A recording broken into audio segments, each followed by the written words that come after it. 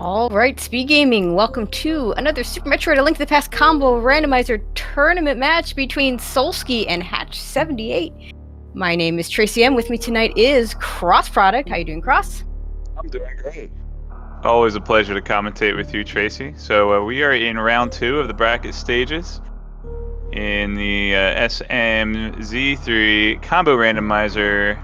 And before we get into explaining what the heck that even means, I'm just going to shout out our sponsor, Rank1.global, and they are a social media platform made by gamers for gamers. You can share all of your favorite moments, tell people what games you're playing, use it to connect your Twitch account and other social media. So, yeah, just a great place to build a community. They've graciously donated some cash prizes for the top 4 runners in this SMZ3 tournament. And I see 2 different games going on the screen. I see the person on the left is an eggplant playing Zelda, and the person on the right is playing Super Metroid. What the heck's happening? It's this weird, amazing thing that somehow a genius named Tool, may or may not be named Total, no, named Total, managed to smash the 2 randomizers together, spread the items out between the 2 games into one big randomizer. But if you're tuning in, you probably already knew that.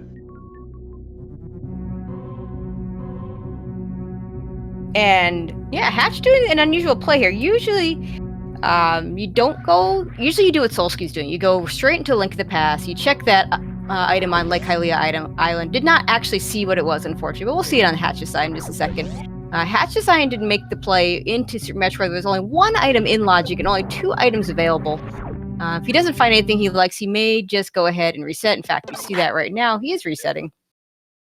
Missile pack stuff that he might want but doesn't really need just yet, and it's not worth the climb back up. Resetting is going to be faster for Hatch. Solski went straight into Link to the Past instead, so he's not going to know that there's garbage there, but it's just going to be gnawing at the back of his head for quite some time until he finds Morph Ball, basically. Well, this is Solski we're talking about. He goes for that Bryn skip, so it might be a while before he goes there, and then again, he might never need to get there, although the odds of a Bryn skip working, pretty slim, but if anyone's going to go for it... Oh, look at that. We got a glove already. That's going to get 3 easy items in the back of Escape. Well, up to 3. Could be a map and a key. We'll see. I think we actually saw the key already in Sanctuary, but we could get a map. Could actually continue on over to Dark Cross if he wants to. Saving and quitting out of the drop down in the Lost Woods. Not going into Kakariko. Oh, it's a shield on the island. They're not going back for that. Yeah, gonna route this way to farm some bombs from the bushes. Now, you said going through back of Escape. That's a little difficult with no lamp. You do have to kill a rat to get a key if you come in from the backside. So you won't be able to see him without a lamp. And well, right now, hard enough to kill him with a bomb anyway. Yeah, right now he's not doing that. He'd have to use that 1 bomb and get it just right. That's not a very high likelihood of a play. Looks like Hatch is gonna go at least check the uncle item though. Yeah. If you're gonna go into the Dark Cross room without the lamp, it's a lot easier to go in from the front. Full magic tree pull. Power bombs on the race game. Let's see if Solski goes for those. Power bombs being super valuable early on in the game. I think that's an easy grab for me. Yep. And a shovel on Uncle. Even getting to your 2nd and 3rd power bomb packs this early in the game is worth it. So we already have a fetch quest on our hands. Well, if only... Oh, there's our lamp. So back of Escape is... The Dark Cross is actually in Logic here. I guess the lamp, so... Yeah. So let's see if Solski goes front first or back first when heading to Escape. I think with those gloves, you usually like to go back first. And then that way, if one of the map or the key doesn't show up, in this case just the map, then you don't ever have to go to... You go to the front, and then you still don't find a map, and then you don't have to go check it. That's true, too. The 2 kind of most out-of-the-way checks are going to be Zelda's Cell and the Dark Cross, so runners will typically save either of those for last so that they can determine if it's a map and can be skipped. And Hatch gonna go in with just bombs to the front of Escape. 3 hearts, green mail, bombs. This is... this is very, very doable. It comes up in standard mode, not too... fairly often in A Link to the Past only. Although in Link to the Past only, there's a few differences, like if you end up dying, you reset with more bombs. So here, he'll just have the limited number of bombs. But he's got plenty. And Solski doing an interesting play here. Instead of buying bombs, since he has no money, he had enough bombs to get into this little shack where there's always going to be 4 bombs under pots. You can go back in here as many times as you want. He wasn't able to set up the easy Houlihan since he didn't have any bombs. He had the glove, but not the bomb, so he would have taken some extra time to get into the glitch room for those free 9x5x5 rupees. 225, I think. I don't know. It's summer. I don't have to do math.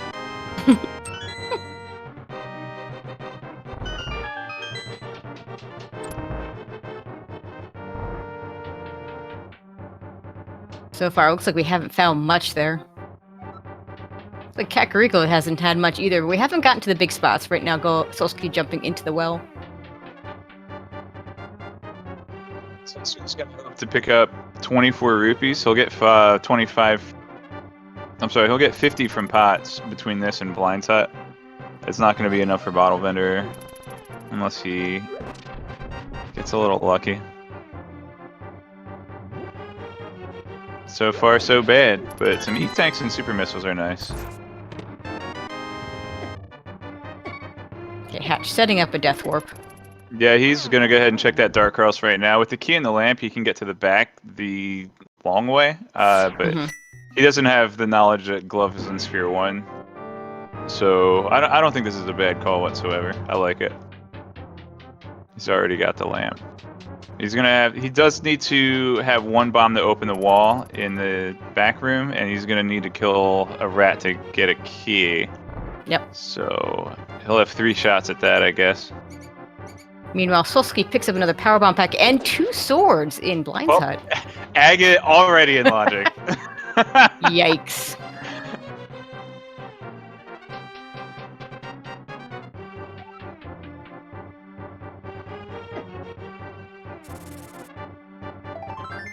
But probably not going to do Aga until at least we get a get a Moon Pearl. Okay, Solski drops down into this one because it's quicker to get those 5 rupees for the Bottle Vendor than going back into Blind Hut, even though Blind Hut would give him more money.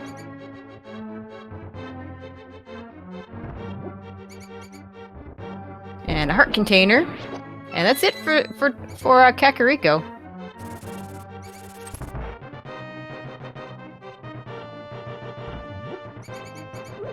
Let's see where Solski goes in. It's probably down to South Shore, although with Solski, you never know. He might go over to Eastern. He might go over to the Escape himself. So there's that map, and nothing in Escape. Yeah, so the value in that whole check was the lamp at the Uncle area, which could be required. Could be required by Fire Source. We got almost no progression so far, other than the Aghanim access. Yeah. Think about it. Yeah, we do have a glove. You know, the glove is something, but glove by itself doesn't really open. Well, it's glove much. lamp. It's a good. Okay, this is a good number of stuff with Death Mountain and Logic here. Did I say number of stuff? I don't think stuff is quantifiable. I mean, really, it opens a back of Escape, which is open also by the lamp and the key. It also so it opens up 3 items. Well, 2 items that we can get, and 1 we can see in Death Mountain. You could have more stuff, but you couldn't have many stuff. Object stuff. Well, you're the English indexable. guy. I'll trust you on the English. I've been coding in Python a lot lately, and I'm just like, object stuff is not indexable. Like, oh, I forgot a colon. Okay. Oh gosh.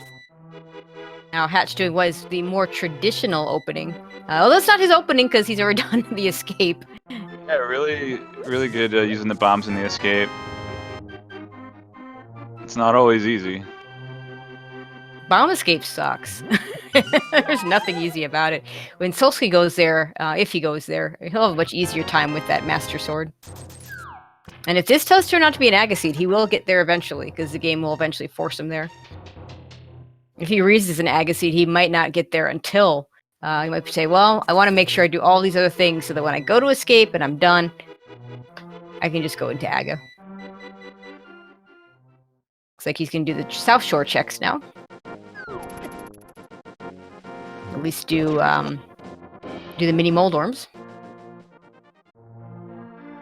Well, Hatch is gonna do his Kakariko village checks. So he'll get his swords now. Solski needs 499 more rupees to check Zora, and that is in logic. It is. Yeah, the logic does not take rupee count into consideration when it decides logic. So. Yeah, really convenient with the sword beams. Ah, you missed it. Oh. That would have been a nice pickup. He missed. Did he get the boomerang like in that room, or? I don't recall. That's like I didn't get it on the way in, but maybe he got the boomerang. Well, unlike the last race I called, at least we're not skipping that blue boomerang. I skipped a blue boomerang in my last race. Yeah, you were. It was a 0 for 4 on that day of blue boomerangs. I had a red boomerang. It was like it was somewhere. It was just inconvenient enough that I didn't want to get it. I don't remember. It was like X-ray room or something. I'm like, I don't want to walk 2 feet for this item. Okay, let's see what's at Ice Rod Cave. Just missiles. Oof. Okay. Gotta say, back of escape. Yeah, he's gonna do back of escape. Maybe let's see if he goes to the mountain at all. Now, for him, it's not in logic, but we know where the lamp is, and you know that's one of the easy dark rooms. It's one of those dark rooms that you just learn right away. It's just so important to know how to get through that to the old man.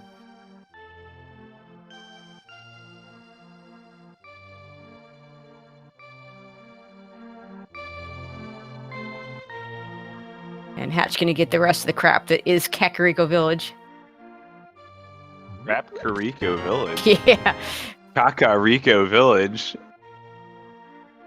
Alright, that's a new one. Solski is gonna go. From that one. Well, with that sword, this shouldn't be too bad. He is gonna go ahead and go to Dark Cross from here. Yeah. He does have to kill the rats. He's gonna hope to use sword beams. We don't have his audio on, but he's got the key. Pretty good. Yeah. Pretty good.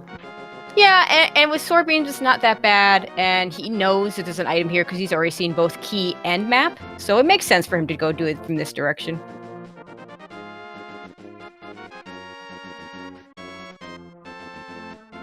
Ash wants those power bombs, and then we'll get to see what the shovel yields. Hopefully. No commentary curse.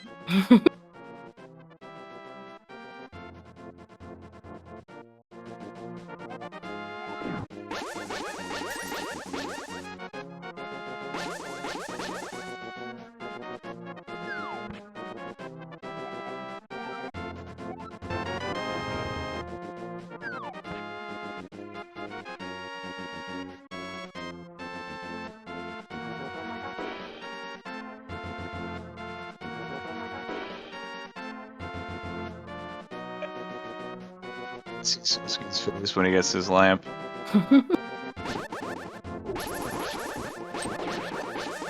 Let's see how many bombs Hatch gets.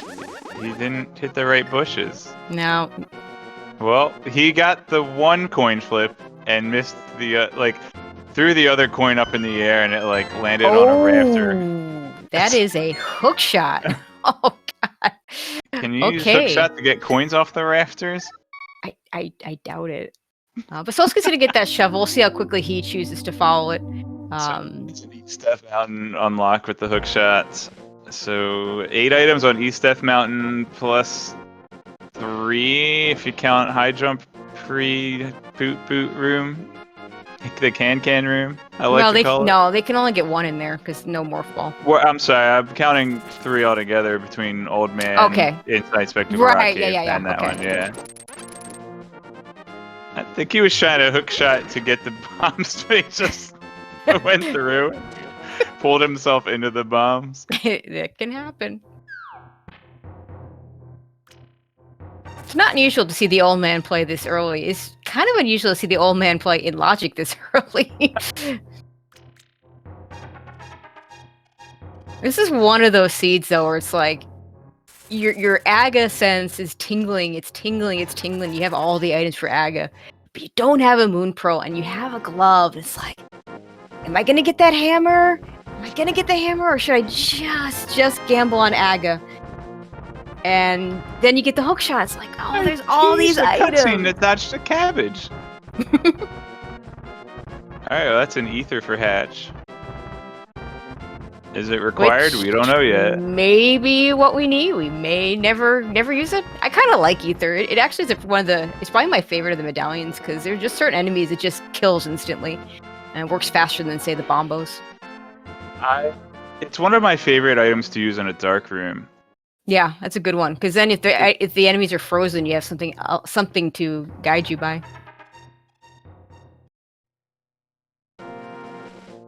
We have bombs on Spectacle Rock. I already forgot what I saw in Spectacle Rock. And we're going to see the quick Super Metroid check.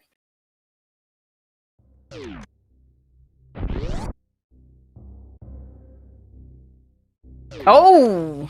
Well, I guess we can get all 3 items now. Including Spacer, which is pretty good at this point in the round. Yeah, Spacer before Plasma Beam. I'm of the opinion that you always pick that up. Not surprising that he's going to skip that bomb capacity upgrade. Those are kind of nice, but yeah, it's a little out of the way. Probably yeah, especially with a trouble. Master Sword. It might be worth picking up if they didn't have many options for weapons, but... So now they just need Gravity Suit and Speed Booster to skip Aghanim for Dark World access, and Moon Pearl and Flipper. Never mind. Forget I said anything. This could still be an Agassi, but now there's a whole lot more items that we can look at before making that determination. Solski picks up his hook shot. I suspect he's going to head over to Death Mountain as well. We'll see if he does the check here first. Hatch going to go over and kill Kraid. Yeah, Kraid is a crystal, so you may as well get that dungeon cleared out.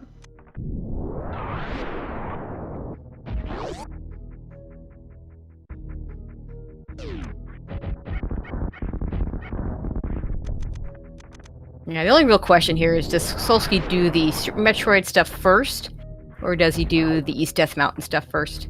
It doesn't really matter in the end. He'll easily get to both. In fact, in some ways, he might be better off doing the...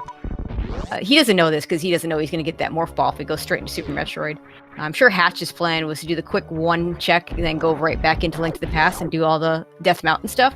So he's been distracted from it a little bit, and it might be a while before he gets back. So maybe, depending on what's over there, might be better for Solski if he goes and does these checks first and then goes into Super Metroid. Let's see what he chooses to do. Did Hatch do South Shore yet? No. He went straight from grabbing the hookshot up Death Mountain, I think. Yeah, so Solski has a few checks on Hatch with the South Shore and the Ice Cave. Yep. Solski's going to take a peek at Croc Escape first. Yeah, just power bombs, which, you know, it would be nice to have one more pack, but you're not going to go... By the time you can get to that item, it's probably not going to be relevant. I'm just thinking, I want that to Crystal Flash in the Heck Rooms, but how am I going to get there without already having ammo to Crystal Flash? Exactly. Okay. Solski's going to pick up his Spazer. We'll see what he chooses to do. Hatch having trouble with this Kraid fight. Fortunately, he has plenty of energy. But if you're used to the quick kill and you don't get it, it can be an interesting fight with Kraid. Sometimes he'll open his mouth right away after standing up. Sometimes it takes a little more time. So sometimes you get the fast slow kill, right? When he opens his mouth right away. But okay, Solski deciding just to finish up the high jump room and is going to go right back into Link to the Past. Yeah, he might just reset to the ship from, you know, because you probably want to save and quit after doing East Death Mountain, so we'll see. He won't be able to check Criteria Power Bombs or Waterway just yet, but we'll be able to Mock Ball and Sequence Break a few items in Green Brain Star, since logically they require Speed Booster in this flag set. Yeah, it would be nice if he had one more power bomb pack. That would pretty much set him up to do however much a Brinstar he wants to do. Yeah, if he does 230 and Bomb 3-0 first, maybe. Well, Solski doesn't check climb supers anyway, so he'll have plenty of power bombs.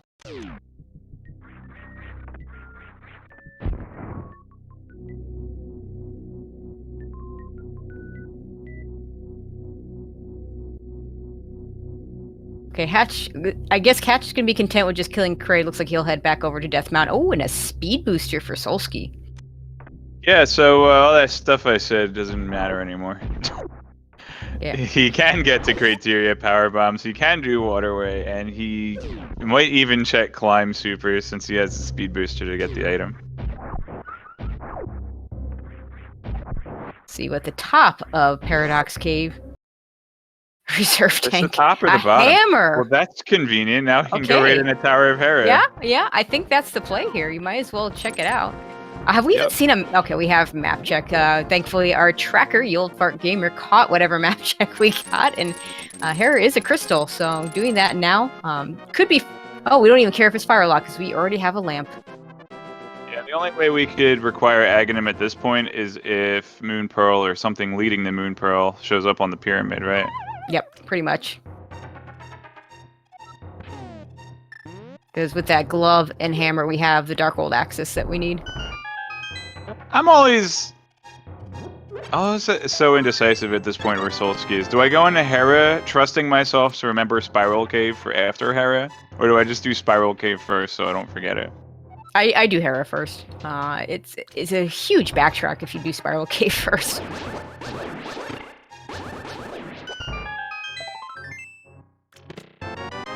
And even just that little bit of Kraid's Lair that Solski will have Speed Booster for is going to save him some time. It is. Over Hatch doing it without Speed Booster. A very small amount of the game where we have a Speed Booster lapse, but who knows how close the race is going to be, you know?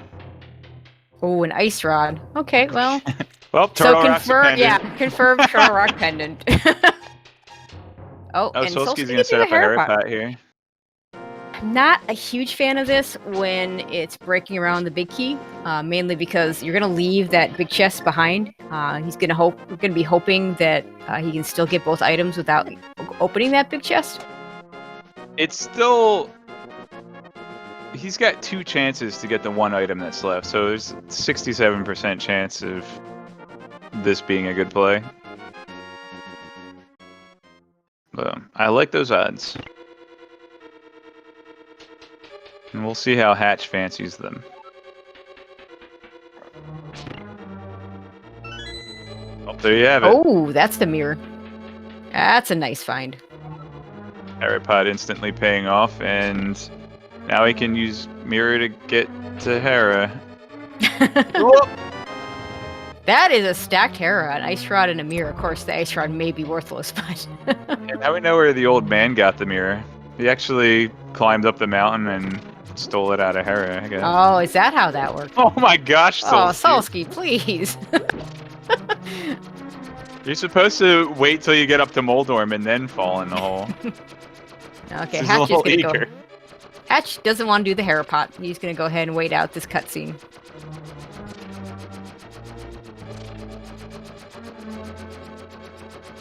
Yeah, you want the hammer there.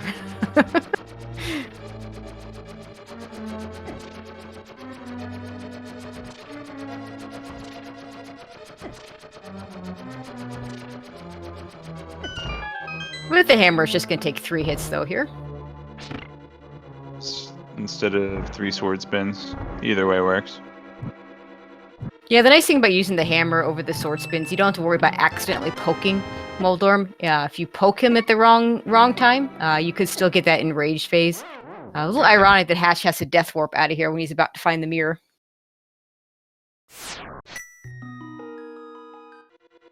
But at 24 minutes plus, we do get our first crystal on Solski's side. So I guess our boss count is evened up, Hatch having already taken care of Kraid. It's kind of lame that the Light World bosses take the same amount of damage from Fighter Sword to Master Sword. Yeah. Like, the Master Sword spins do more damage. Yep. but I guess 'cause- the idea is that they didn't want the fighter sword spins to be overpowered for the early bosses. I don't know. Yeah, the fighter sword spin doesn't actually add to damage, which is weird because every other sword it ups to the next sword. Well, that's not entirely true because gold sword it doesn't add to damage either. So you have two swords that add to damage, two swords that don't. Well, a fighter sword spin still does master sword damage. It's just that the damage tables in this game are, for the most part, hard-coded.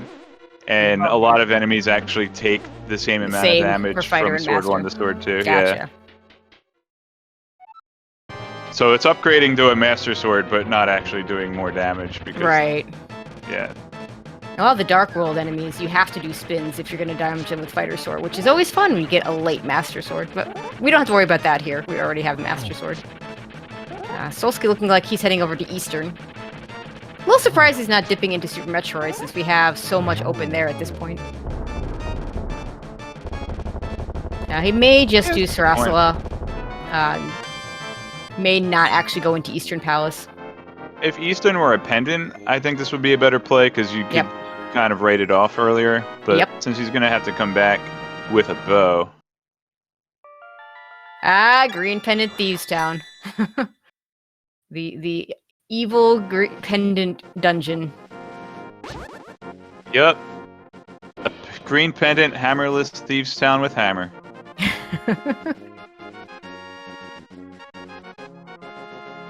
Okay, looks like he is going to head into Eastern. Yeah, Thieves Town being that dungeon that is so easily accessible. It's hard to get a read on whether you need to do it because you don't have that, hey, look, you have everything to go into Dungeon X. Maybe there's something there. Well, it doesn't take much to have everything you need to do Dungeon X when it's Thieves Town, so...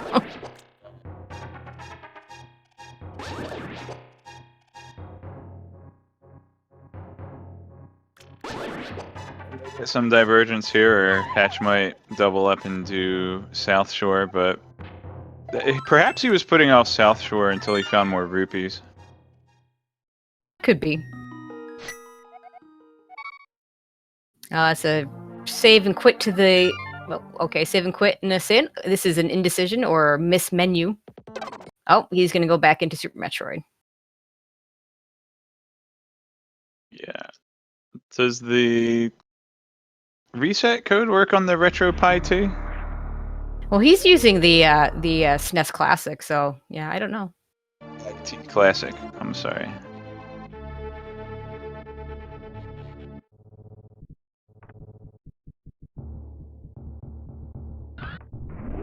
And we're going to get the criteria power bombs check right away. It's always nice to find a couple 100 or 300 pack rupees in Super Metroid, right? Oh yeah. It's not unusual either. Doesn't care for that piece of heart. 10 power bombs will be plenty to take him through Gauntlet if he goes that way, or might check it from... Yeah, I'm equipped there. Gonna play it safe with his energy, though. Also gives him that extra power bomb, although 10, like you said, 8 is pretty cozy for getting through Gauntlet. Oh, and a fire rod. Fire rod. Nice. So that might be a while before Hatch gets to that fire rod. That depends where Bo is, I think. Yeah, oh, absolutely. It depends where Bo is. If Bo is in a nice spot, he'll get there sooner. If it's in a bad spot, then it's going to be a while. Chat's thinking that maybe Hatch wants to set up a save scum. He did actually save the game without having actually picked anything up since the last save, so that could be. I think if you haven't already checked back a Gauntlet, you may as well go all the way through if you're halfway. Oh, absolutely. I might be wrong, though. I mean, I don't win races in this game very often, so we'll see. Oh, he goes all the way through. Okay. Maybe he just wanted a save point with his ammo full. Yeah, we do see a vanilla E-tank.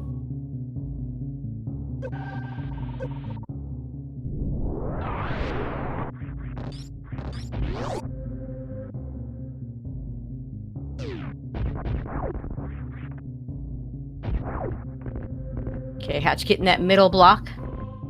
And a whole lot of nothing. Solski can do all the same plays here. Hatch remembering to check the Terminator item. 50 rupees, get him close to that Zora money.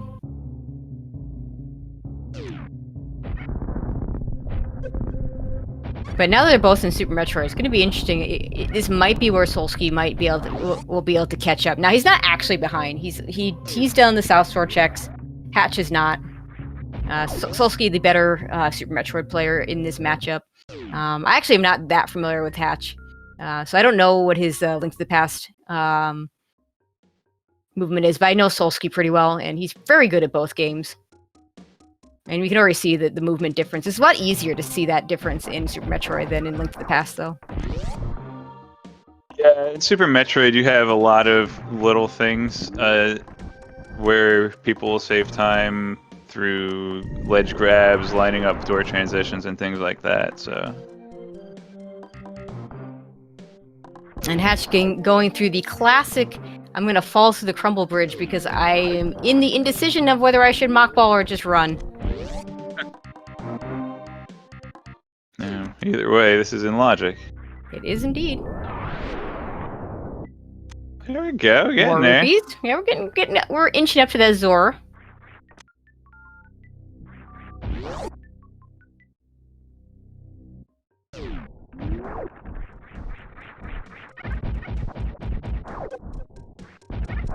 And a bottle. So might be something on Sick Kid. Remember, those bottles now come completely empty, so the runners would have to fill them themselves if they so desire to do so. That's too early. Won't even give us blue potions at the waterfall ferry. Come on. I know, they're just green now. I see a lot of runners reset this frog room to farm power bombs, but there are, I think, 6 frogs in the room underneath as well. Yep. So I feel like it's not worth 2 door transitions, but it's definitely a lot easier to collect them all and hit them there. And wow, getting real close to that Zora money, huh?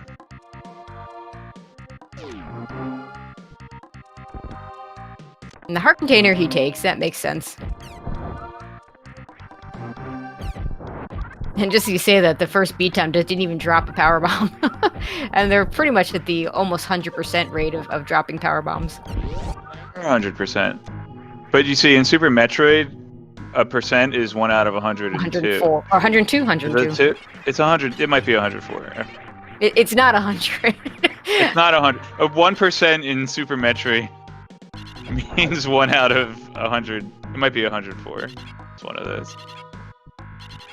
Oh, Ruvian in chat dropping a knowledge bomb. It's 101.6. I think it's either one of the other Is that true? two. Yeah.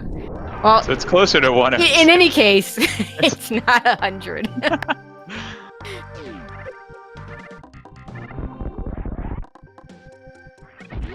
Catch nicely avoiding the Decora pit there.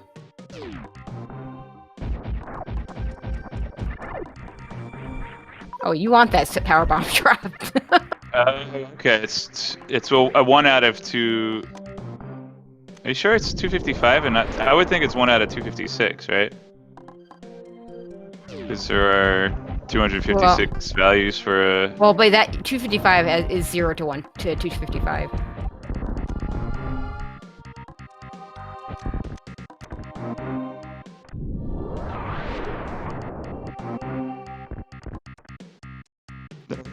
It's not guaranteed. It's only mostly guaranteed if you're not on PB pace. Okay, some more supers. Now we do get to check Waterway.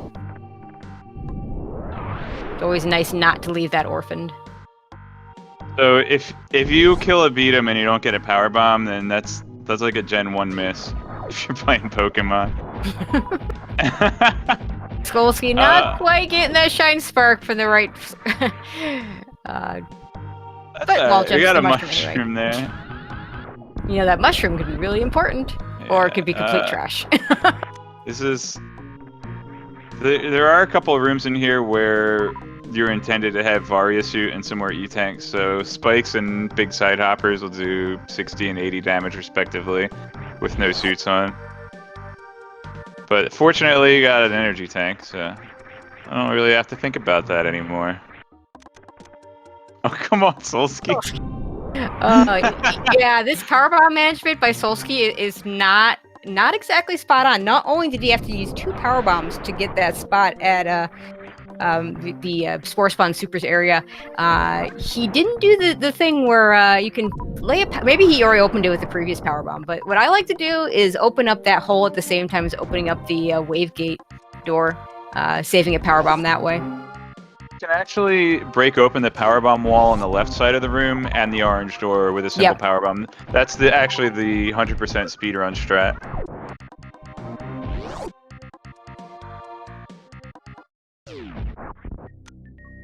But just missiles there. Okay, he did open that earlier.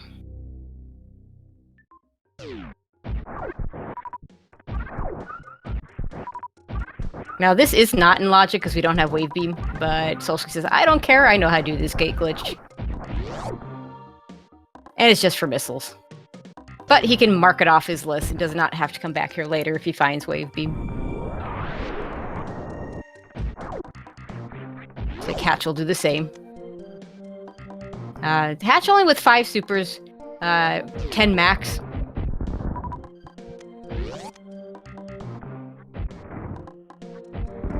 Okay, gets the second try.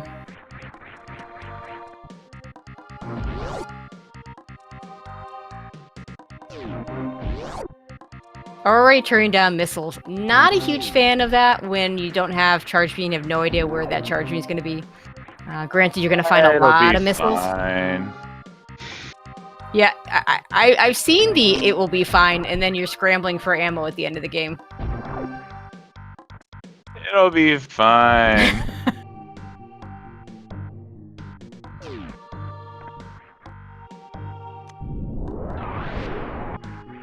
Hatch gonna go ahead and power bomb that door open. We'll see if he actually continues over there. Only 4 power bombs is not gonna be able to get everything, and he already knows what 2 of the items are. It looks like he's gonna go that way anyway. Yeah, Speed Booster will save him a couple power bombs in the next section. Or it'll save him at the very least 1. If he gets this short hop, then... or short charge. Ooh, aggro. Silvers. Doesn't do anything for us now, but, you know, it'll be nice later.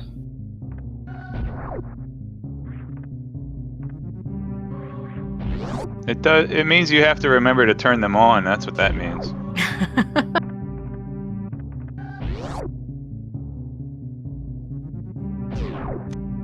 So he has a choice at this point. He can do Billy Mays for the 2 items, or he could continue on up and do the old Mother Brain location. He can't do both. Because he'll need 2 power bombs for Billy Mays, even with that speed booster.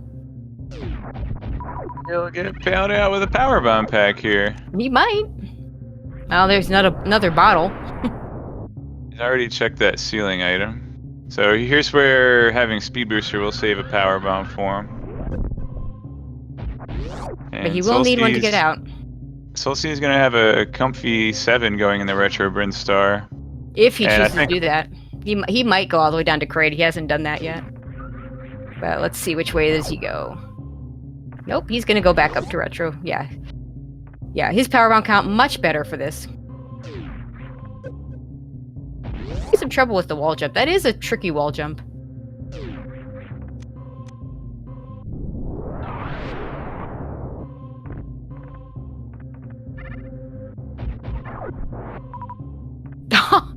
That's a lucky power bomb drop. You don't see that power bomb drop almost ever. Okay, I've never seen that power bomb drop. That's a 2 out of 101.6. I've literally never seen a power bomb drop there. Now, granted, a lot of times you're there and you don't have power bombs, but I have never seen a power bomb drop there. So he is going to be able to check Old Mother Brain, but he will not be able to check the Criteria Supers.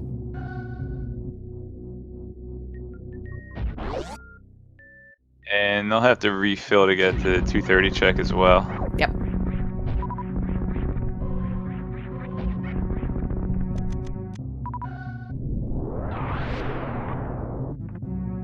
Solski's not going to be able to check climb supers. No, he needs 3.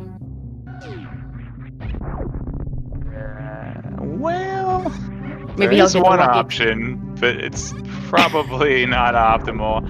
It is possible to get the old Mother Brain check with only Speed Booster. Yes, yeah, that is Save true. a power bomb there, but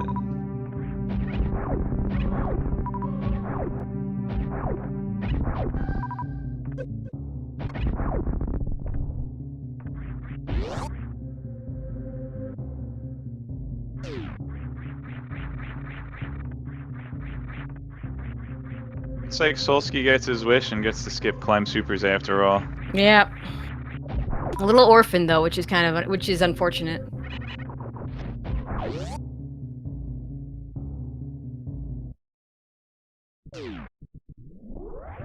The shy spark across the old Mother Brain room.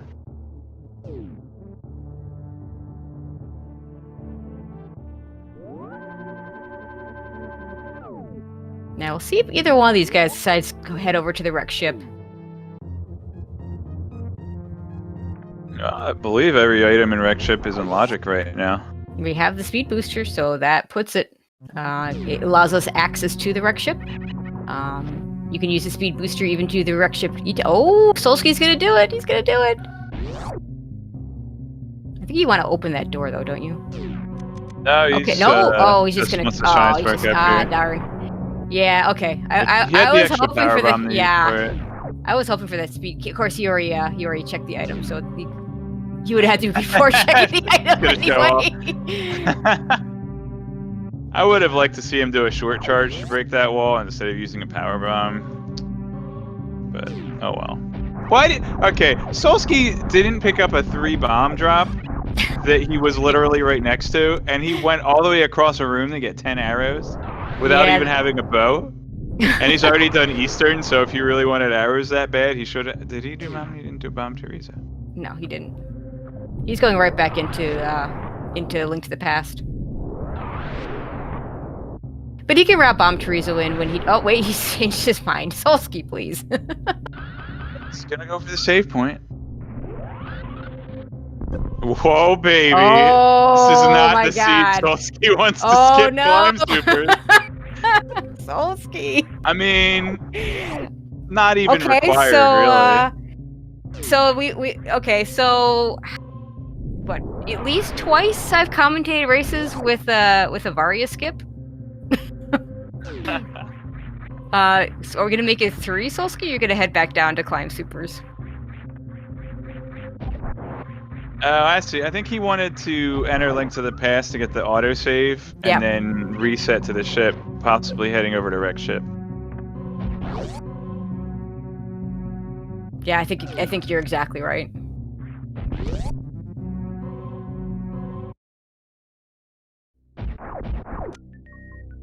Oh, there goes the edge Hatch might have had in this. Oh no, he's doing Bomb Teresa first. Looks like Solski is gonna head back and do and get that Varia suit. Okay. So he went to the transition first so that he could reset out of Bomb Teresa's room. Yep. Okay. Yep, that's what he did. But yeah, it looks like Solski is going to break his cardinal rule and actually get the Varia suit. But what? Oh, okay. He moonfalled and it made the graphic of the ledge disappear. Yeah. It looked like he was floating in the air. Yeah, Moonfall will do that. Okay, looks like Solski's gonna try and set this up so he can just run right through those guys with these speed echoes. Gets his Varia suit. Which is going to reduce the damage from these spikes by 75%. That's right. Okay, and we're gonna get the wreck ship play from Hatch and see if Solski does the same thing.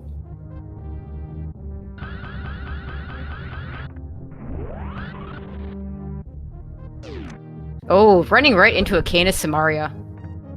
That doesn't really do anything for us right now for A Link to the Past, but it's definitely something you don't want to have to search for later, so very nice pickup. And I'm gonna guess that Solski's gonna go straight to the wreck ship as well. Nope, he walked up a slope. He didn't go straight.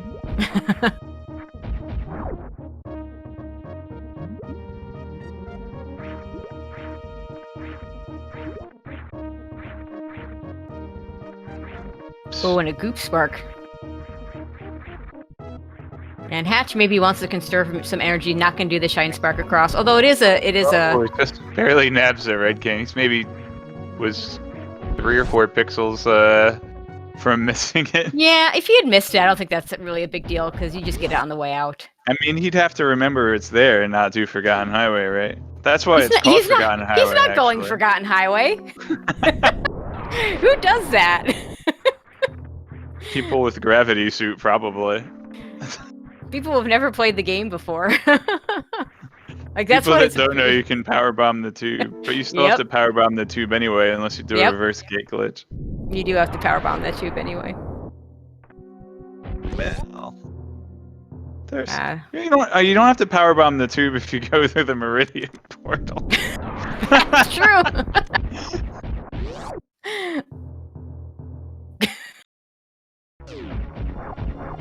Don't have the criteria level 2 key. Yeah, shout out to the Key Sanity that's gonna be coming out soon. Okay, Hatch starting his Fantoon fight with various suit 5e tanks, reserves. This should not be a difficult fight for him. Yeah, this is like double the loadout for any % old route. Yep. Which is already like triple the loadout for new. Yep. Like one tank and no suits versus 2 to 3 tanks and Faria. It did look like Hatch fired 1 too many missiles on that first eye opening. You don't want to fire more than 2, because then Fantoon will run away. See, that's better. Didn't get a very good Doppler in there. I think he only got 1 or 2 extra missiles in. I don't even think he landed a second one. Oh, those volleys might have been too close together. Fantoon's real interesting. Fantoon's picky. There are a lot of just really specific rules on when Fantoon decides to respawn. He's like, I don't know, it's like some kid that thinks he's a wizard and like quizzes everybody. He's like, I must take no more than 400 damage, but no more than 200 at a time. Yep. Something. Yeah, Solski's and gonna make up. If you shoot a super missile at me, I'll get mad. Yeah, Solski's gonna make up some time with this Fantoon fight, but not if. Well, there's a fast, but you got started with a slow, which is a little unfortunate. But he does finish off Fantoon. Much quicker fight.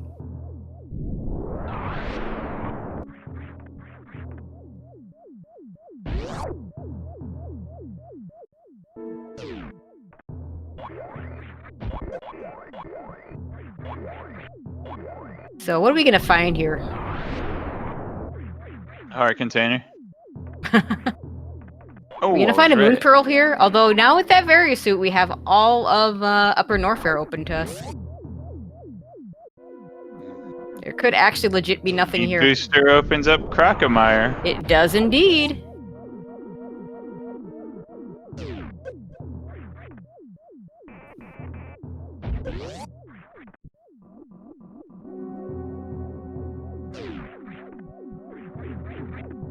If we don't find a moon pearl here, I suspect we'll see routing straight down to Norfair via Red Tower.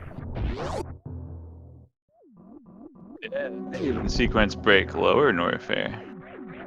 And there must be a mirror. I miss Hatch getting that gravity suit. It must be over here where Solski's about to get to. Yeah, it's in the left suit. There it is.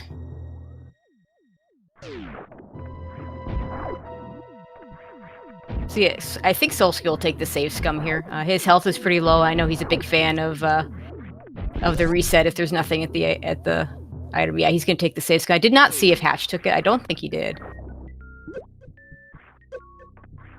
He did not. The map tile is blue, and he's gonna get rewarded with a screw attack for not scumming it. Yeah, that's a nice item. I don't think Solski's gonna reset that. Yeah, I think it saves enough time in lower Norfair if you don't have plasma, right?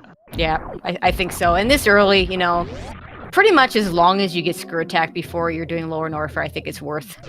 Once you're done with lower Norfair, then you know it's its worth goes way down.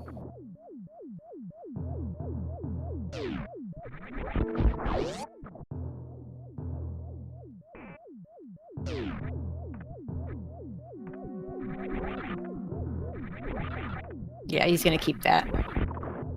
It will save him power bombs at a couple points. I see some people saying in chat. Yeah, Speed and booster also, helps with that, and screw attack. Yeah. and also it'll make the attic in the wreck ship that we're about to get to a lot easier. You just screw I don't attack know everything in about here. that. It's less fun than a shine spark. And definitely not as cool as using spring ball with speed booster in this room. Oh, absolutely. That said, it's a lot more fun than the any percent new route strat of power bombs and ammo. And Hatch gonna go through what I like to call the most annoying room of the game, trying to go through these worker robots just to get one missile in the vanilla game, or one whatever. And what do we have this time? We just have supers, and I would pick that up because we still don't have charge beam. I think Great. regular missiles I leave, but the supers are valuable right now. Hatch has enough ammo to kill Ridley now. Yeah, he'd have to use some power bombs. Or does he? Actually, Oh let me wait, think no, about that. 15 times 6, because he's missing 15 supers. Yeah, so, Yeah, so he's 35. Well, you're the one with the Ridley He tracker. does. He needs 35 missiles worth of damage from power bombs, and he has a max and of a 4,000. space jump. Okay, so now all of Norfair is going to be in logic. Yeah, so maybe we do want to grab as many super missiles as possible. Solski, So- funnily enough, gonna have a little bit of an edge with the super missiles if we do indeed go down to Ridley. Yeah, that 25, those extra 10 supers make a huge difference. I'm pretty certain those were South Shore super missiles that he has. Where Hatch I believe hasn't that the been yet. logic takes ammo or charge beam into account for Ridley at all. Maybe No, it takes one or the other, but yeah, it no longer takes charge beam. That was actually taken out in version 11. So in the past, charge could not be in GT, for instance. Now charge can be there. I wasn't sure if it counted the super missiles for logic, though. Yeah, that I'm not sure about. Well, in any case, Solski's already got 25, so. So he's fine. He'll just have to, the 5 missing supers, he'll need to fire 30 regular missiles. I'm not sure what he's pausing for. RNG manipulation? Maybe he's counting his power bombs because he has enough, and he gets a lucky drop there. You do have to be very cognizant of your power bombs here. He only needs 2. Well, he needs 3 because he wants 3. to get the space jump. Yeah. So grow attack will actually not help whatsoever if he uses. It's a super to blue door though. That's pretty fun. Yeah, and Hatch is lucky he has the number of power bombs he had because you do not need to use 2 power bombs. The strat usually is to go run up the stairs, up that little slope, and use the power bomb there. Thereby taking out 2 at once. You could also use the screw attack for the floor on the left and place your power bomb farther to the right in the little tunnel. But yeah, space jump's also going to open up the X-ray location, right? Yeah, no, everything's open, but Shack Tool. No grapple beam, no Shack Tool, but the rest of Super Metroid is open. Screw attack's also going to give them logical access to Plasma Pirate and a Moon Pearl. Okay, so now we have choices. So do you go down to Norfair or do you go chase that Moon Pearl? Too many choices if you ask me.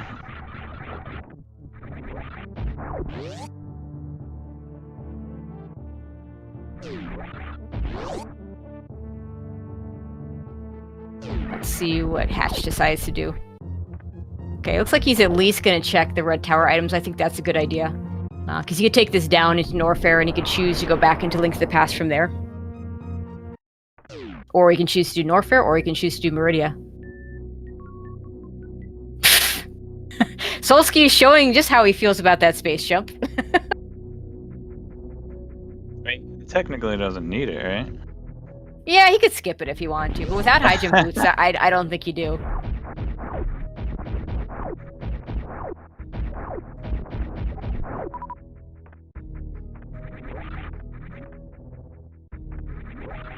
Okay, Hatch had to farm a power bomb so that he can get the item behind the Yeah. green door here.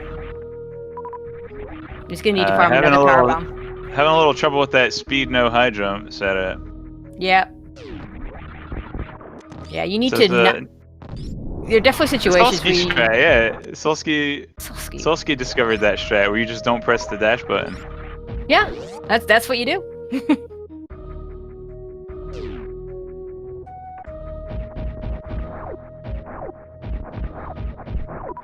Well, at least we did not have a worthless wreck ship, but Solski's frustration might be that the entire Super Metroid is open to him with that space jump.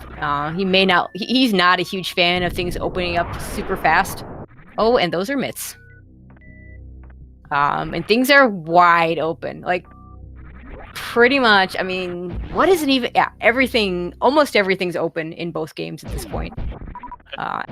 Yikes. So, the main difference right now is that Hatch has already defeated Kraid, but that's not too long. Won't take too long for Solski to do. Solski does have the fire rod on Hatch. That's his big advantage right now, which won't take long, but when will Hatch go to Eastern Palace?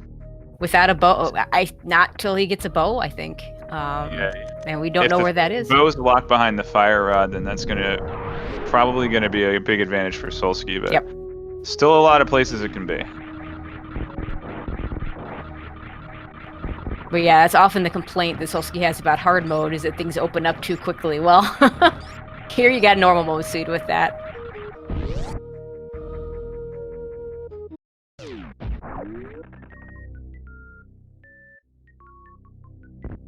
Taking a quick power bomb inventory here. You can break that with screw attack and save a power bomb, but he can get out without it.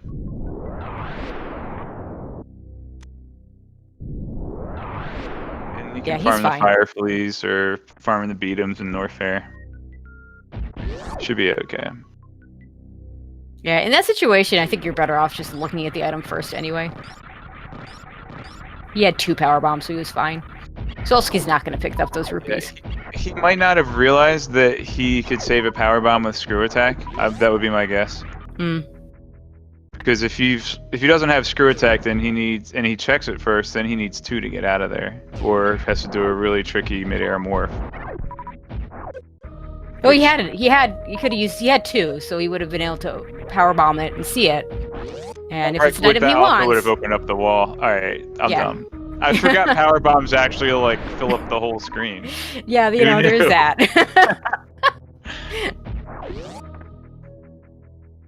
Okay, we can get our spacer check. I don't think we've seen this yet. It's quick drop. It's a good strat for when you want to get through crumble blocks quickly. Yeah, I think Solski will take this over to Kraid. And then he'll have to make a decision. Hatch, having already done Kraid, will have to make the decision a little bit sooner. Did Solski skip X-ray, or did he just... No, he checked it. Overtake Hatch through execution? Okay. Yeah. Well, and he also didn't get the X-ray item. He just checked it and walked away. Ooh, and the Yappy He's going to be 20 rupees short of Zora money.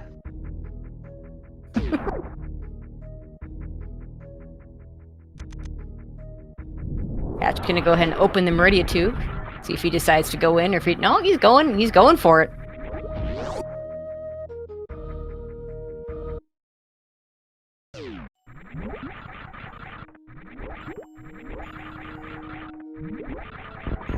I mean, he's got most of the good movement items. Not having high jump boots does make this slower. And actually, this is one of the places where doing the wall jumps is actually not faster, especially with that speed booster. You can really spam the space jump, and it works a lot better in water to get up there very, very quickly. I think wall jumping is still faster if you do it faster. But... yeah, that's fair. That was not faster wall jumping. I mean, I think optimally, wall jumping is faster than space jumping, even underwater. But the difference is much less, and your wall jumps have to be on point. Okay. Hatch not going to turn down their super missiles. Oh, so, God, no. Speaking of not having charge beam, we're coming up on probably the most dangerous part of the game to not have charge beam, right? Yeah, we've got a couple of spots, you know, Ridley and Botwoon if Hatch decides to go that way in Meridia.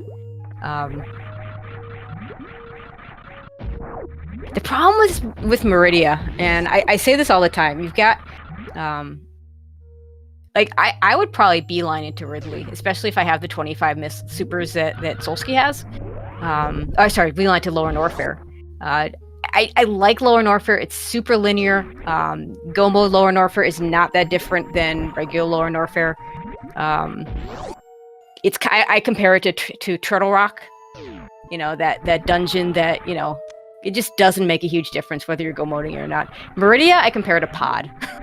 You know, because you have all these different places where you're gonna look, and all these different branches, save scumming, sand pits, that kind of thing. I think that there is a pretty good reason not to do Lower Norfair right now, and that is we don't know what medallion we need to get into Misery Mire, and we don't even know if Misery Mire is a pendant or crystal. It could be the logical progression that takes them to Mire, and they might need not Ether. Okay, Plasma's a nice find. We're not going to pick up that shield, though. I probably would have grabbed that shield, but I'm just To be fair, I probably would, too. I'm also bad, so... Alright, Solski's going to do the Dark EDM. Going to get some knowledge on the T-Rock lock, and if he remembers to press X, also where the pendants and crystals are in the Dark World. And we know there are 2 more pendants in that Dark World. Since all the Light World is crystal, okay. And Turtle Rock is a pendant, as is Skull Woods. I mean, we knew that already, right? We had the Ice Rod. And a red crystal in Misery Mire. So, Mire is required. But they do have the mitts already, so you either need to go through the Lower Norfair portal or have mitts and flute. So, there are 2 out of 3 items to getting there, the Link to the Past way. We don't know where they're going to get that flute, and with the Mire area being in Logic right now, flute could actually be in Ganon's Tower as well. It absolutely could. Okay, looks like Hatch is going to save scum the sand pits.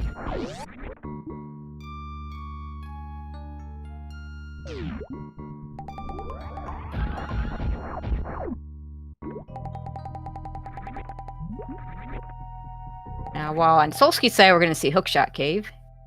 And he's going to go ahead and check the Turtle Rock Medallion requirement and hope he doesn't have it. It's Bombos. So now he hopes he doesn't have to find a Bombos and ever go in there. He's got everything else, right? He's got both rods and the red cane and the lamp. Okay, that's going to be a reset from the left sand pit. Hatch will not be able to check Shack Tool unless we find a grapple beam or an ice beam, and an ice beam would not put it in logic. Ooh, bombs. Or a power bomb pack, or X-ray scope. He's not doing that.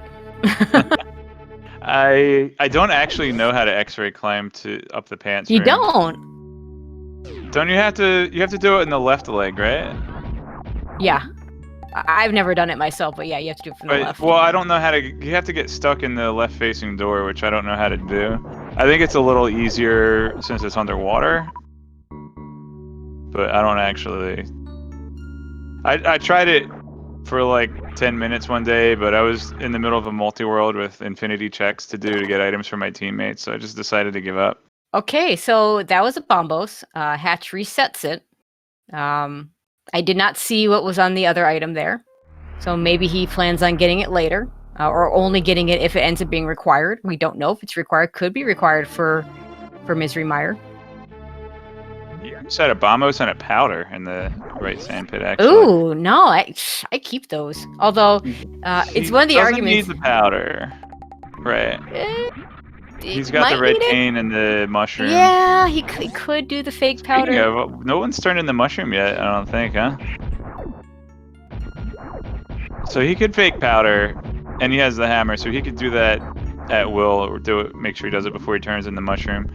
I guess I feel like if your plan at the end of this trek is to go down that sand pit and grab the items, you might as well just not check it in the first place.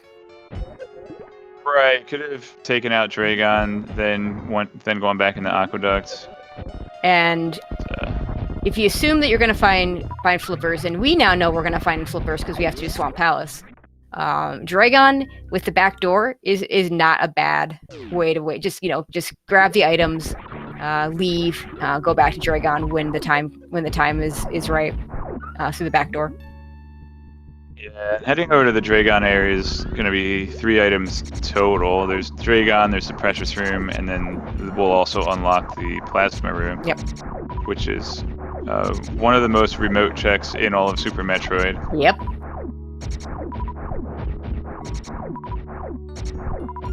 Anybody who's ever run Hundo in Super Metroid knows how annoying Meridia is to route, because the amount of loops and backtracks and going through the same rooms over and over again that you get in Super Metroid is pretty significant. And Solski's going to go ahead and turn in that mushroom, so he will not be able to fake powder once he gets that.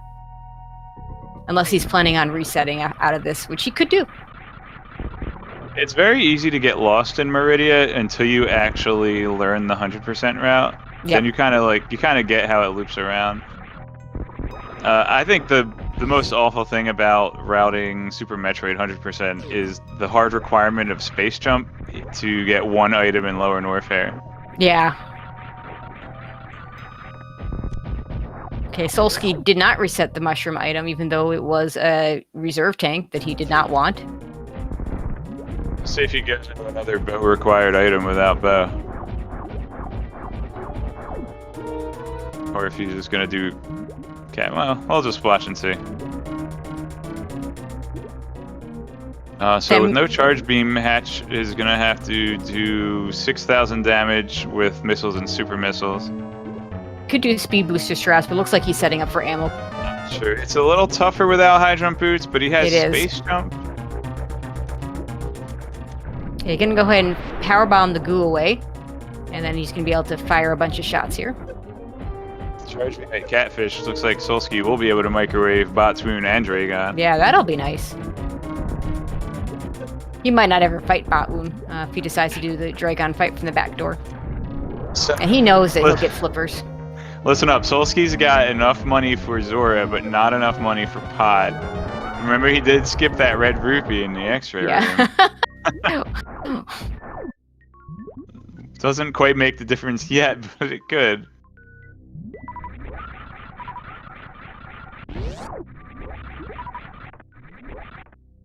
Yeah, and he picked up some bottles. He might have been planning on using those for Pod. But if he looks at his money count, that won't happen. Okay, it looks like he's going to head over to Village of Outcasts.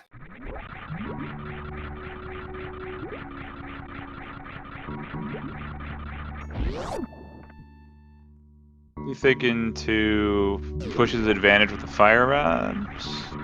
He does Skull Woods? Yeah, that fire rod is not even required this seed, Right, not necessarily. Yeah, I mean, it could. It could. I mean, there could be items behind it, but. Yeah, or there could be a big key on Ganon's tower right side. Yep. So, hopefully Hatch knows his bomb jumps. Or can hover. Yeah, that is no, you have to do that. Can you do that with hovers? Yeah, I guess you could. Yeah, well. Never tried. Yeah, I don't know if you can do that with covers. He'd have to do it off the treadmill. It sounds like a tricky thing. And Solski is going to check out Skullwoods.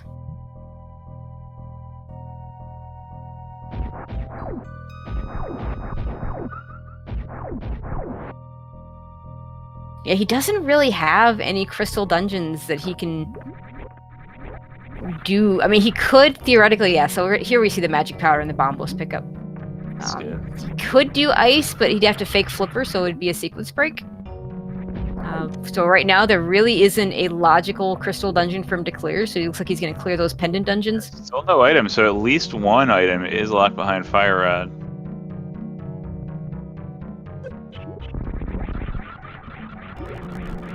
So this is kind of where I like Hatch's play to do stuff in Super Metroid a little bit better, but he hasn't really found much either. He found a Bombos, which opens up Turtle Rock, which may actually not be a good thing for him. And he found and the powder, which is a nice luxury item and opens up one item, so he doesn't have to worry about fake powdering with that mushroom. This one item might not have to kill Mothula. But it looks like Solski is continuing to the back. If you are a hatch78 fan, you do not want to see Solski pick up the bow here.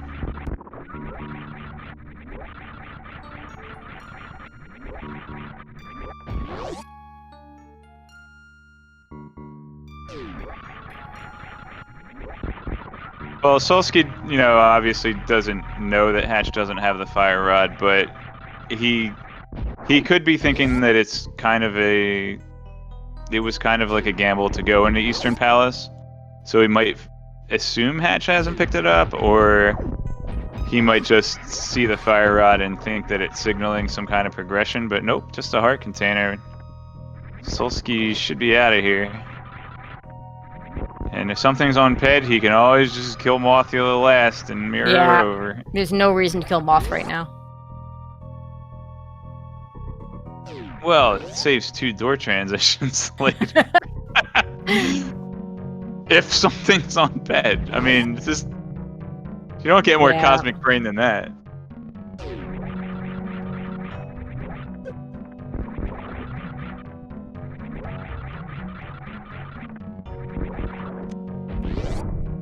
Okay, it's Hatch now fully cleared Meridia except for Shactul, which he can't do anyway. Gotta be some way to get in there without Ice Beam, 15 Power Bombs, Grapple Beam, and X-Ray. Well, if there is, I'm sure you'll not find a legal way. Probably not. Well, now Solski can do it. He just got a Power Bomb back. Actually, it's possible. Hear me out. Oh, are you gonna do if you get the lucky power bomb drop after you lay the first power bomb, so now you have 10 power bombs to do the crystal flash? In the crab rooms, you have a 50-50 chance. So you lay the power bomb, kill a crab, get a power bomb drop, and then do a crystal spark. Yeah. And then carry it. Wait. No, that doesn't work. What am I thinking? Oh, you'd have to do it off of the Puyo in the pants room. Yeah, I don't think those... I mean, I think those guys do drop power bombs, but I don't think it's... They do. They have a pretty good drop rate for power bombs. Okay, Hatch done in Super Metroid for now. Let's see what he decides to do over in Link to the Past. The best thing that can happen for Solski is Hatch decides to do some of these checks that Solski's already done in Link to the Past that haven't really paid out. And there is the possibility that if that Bombos isn't needed, if there's nothing on the powder, this Solski might just never have to do anything in Meridia. It wouldn't mean he doesn't get that Plasma Beam, which would be a shame because he does have charge, but it also wouldn't be the end of the world. So Hatch doesn't have Fire Rod, so Hatch won't get drawn into Turtle Rock. Despite Hatch does have Bombos, and we'll be able to enter and get a couple of items. But... He can get one item for sure. Those keys can take you all the way down to Laser Bridge, so it is possible that he could go on a wild goose chase. But I don't think I see that right now. There's just too many other choices. Are you sure? About... Oh, you could, right. There would have to be a vanilla big key and then a small key in the crystal roller room. It could happen. Well, essentially, I mean, the easiest way for it to happen is if the right side has just items and or map compass. Right. You'd have to get a key, then the pokey key, and then the chain shop would have a key, and then get the other pokey key to get the vanilla big key. And then either the big chest or crystal roller would have to have another small key. Yikes. Yeah, I suspect he'll open up Turtle Rock. I don't think he goes in, though. I don't know. There's no reason to mirror over to open it up. Okay, decides not to.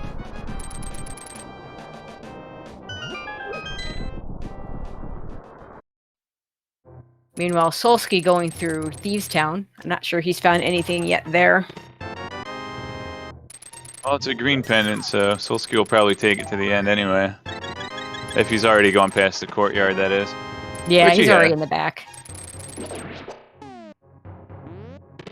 Yeah, I'm just confirming we have the Bombos for Hatch, and also grabbing the Morph Bombos.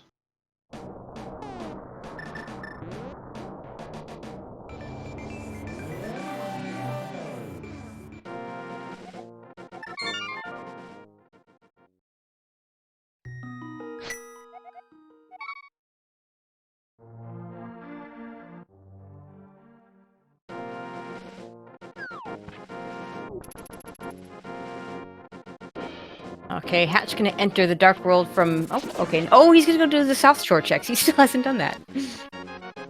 Oh, right. We'll get all those super missiles that Solski has if he doesn't.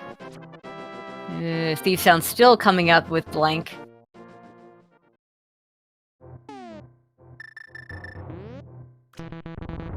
Solski's got the pod money now. There's a plus for him.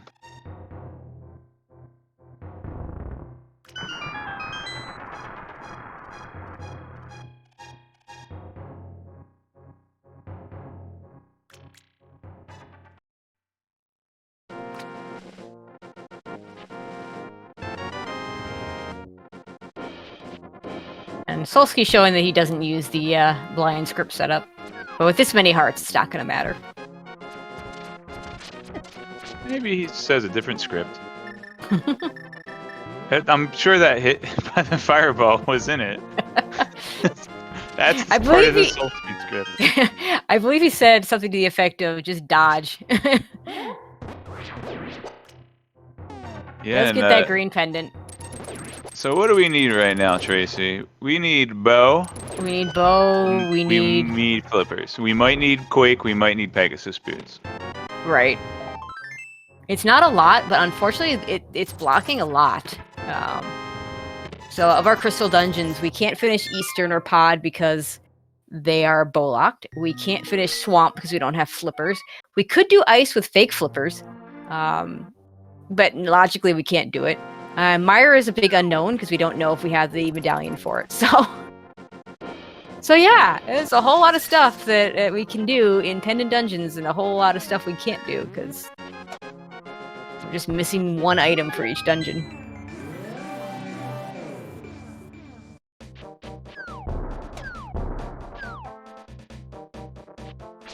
Okay, now we're gonna get the Hype Cave check from Hatch. He's gonna work his way north. Did we see anything useful in Bumper Cave there over on Solski's side? Okay. I wasn't looking. What good are you? Supers, an E-Tank, another E-Tank, and power bombs. Okay, well, you know, it wasn't useless items in Hype Cave, but not exactly what we're looking for. I think your 8th and 9th E-Tanks are pretty useless at this point. Yeah. Well, the supers are nice. I mean, you know, he doesn't have charge beam yet. Oh, a tempered sword for Solski at Graveyard Ledge. That's nice. Still not progression, but it's nice. It's kind of funny that Solski went into Eastern immediately and seems to be holding off on Pod. Yeah. But I guess there's a bigger chance of having no logical checks in Pod than in Eastern. Yeah, when you have the bow, it often leads to things in Pod more so than in Eastern, because there's only one check behind that bow in Eastern. Whereas the entire dungeon, save the first item, could be behind the bow in Pod. And this being SMZ3 without the progressive bows, you're not going to find a bow-locked bow. That can happen at ALTTP because now they have progressive bows. The first one's the bow, the second one's silvers. It's not going to happen here. Oh, we're going to do a sick kid check. What do you have for us, sick kid? Bomb capacity upgrade. We see a dig aim from Hatch. Ice beam. Ice beam. That's about the right time to get Ice beam. You have charge beam, so it'll help you take down Ridley faster if you don't have enough supers. He doesn't have charge charge bother beam. farming supers. Right, he doesn't. No. Yeah. Glad he he's doesn't. got plasma. Yeah, he's the one that found plasma. He's got plasma beam, so he can use it there. Okay, looks like Hatch is gonna head back into Super Metroid. Maybe we're gonna get the lower Norfair play. Solski gonna do more of these Dark World checks. I feel like Ice Beam's just not that exciting in normal logic. In hard logic, it unlocks a good number of stuff. Yep. Suitless Meridia, pre-bot Swoon Room. I mean, it's a good item to have for Torian, but outside of that, there are very few instances where Ice Beam will net you any extra checks. Yep. I guess Shack Tool could be one of them if you really want to sequence break the longest item in the game. Okay, Hatch gonna check out the Bubble Mountain area.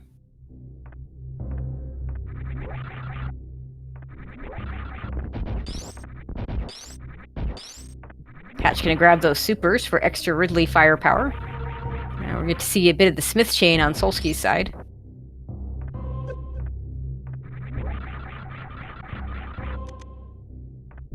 See if he remembers to turn in the frog before checking. Nope.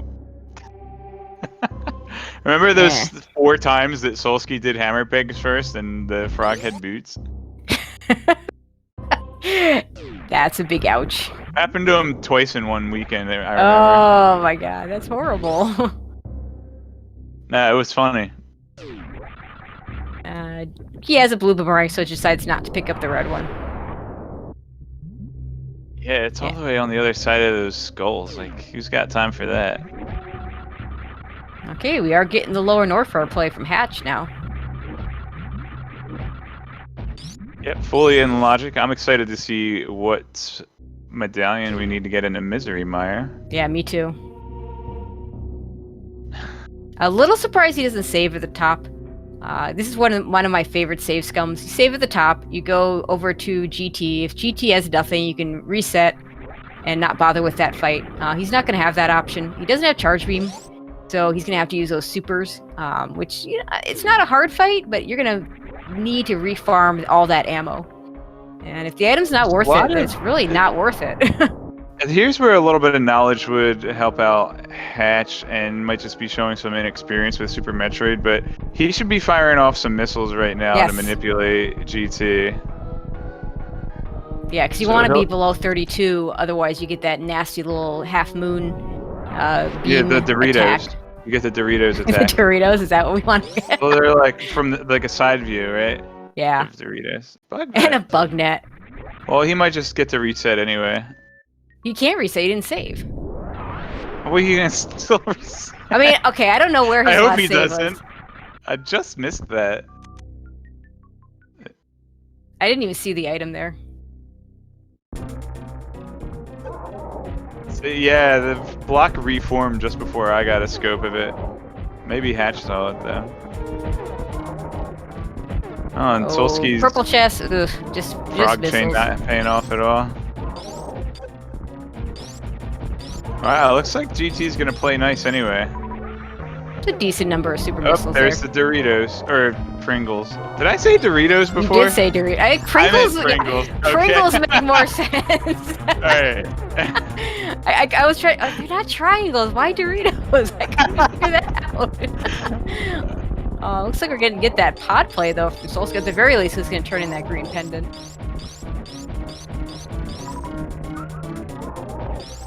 Good GT tech from Hatch. Aside from not draining his missiles, when he's getting good patterns anyway.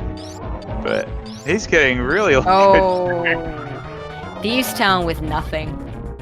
So this is really bad for Solski. He's gotten everything out of Skullwoods. He's gotten everything out of Thieves Town, 2 pendant dungeons. Really, at this point, the only thing that bails him out is a Ped Seed, and I'm trying to think what we could even have on Ped at this point. The bow. Yeah, the bow could be on Ped because that's a crystal. Those are both crystals. Quake, if Quake is required for Mire. Flippers. Boots. Flippers. Yeah, flippers could be. So there are a number. Mire, it's Quake. It is Quake. Just add one more item to the shopping list, please. Yep. Looks like Solski gonna check out some Upper Norfair looking. Oh, that is an unfortunate mirror portal. Oh. Oh boy, I think that's technically a major glitch, but we're not going to hold it against him. No, well, Because I mean, he that's didn't. just- He saved and quit right away. He's fine. Is that the rule? Actually, I think it is the rule. As long as you don't as long as you don't do it on purpose, and you save and quit immediately. Oh, it's not a major glitch? No, I mean, Oh, because he just because you're jumping off of somewhere you can already jump off Yeah. of, I guess. Or like you're not going through a barrier. He actually just jumped off of an open ledge. Either way, he Okay. could have just mirrored and jumped down on purpose anyway. But Okay, Hatch can go back into Super Metroid. Let's see if he goes back over to the GT area. Solski gonna bet on Croc. yeah, and this has been in logic for a while. I know a lot of people in chat like Croc. Now, if this is something, it could be pretty big. I mean, the one good thing for Solski is that we just haven't found much in the Super Metroid areas that Hatch just checked. Pretty much the only really useful thing we found is the plasma beam, and that bombos. If it doesn't become relevant, there's nothing in Turtle Rock. Finding that bombos is actually a detriment, not a good thing. X-ray scope. Solski decides not to get it because he doesn't have plasma beam. And shows his hatred for it with a few extra missile shots there. So if Solski can avoid Meridia, oh, and he goes back and gets it. Remember before when I said Solski could microwave the Meridia bosses and I was wrong? Well, now he can. Well, if he gets plasma beam, he can. I believe It's plasma in is a watering watering hole. hole. Yeah. Which for him, ideally, he never goes to. Then he could take the back portal. Yeah. Solski's having a lot of fun with those up sparks today.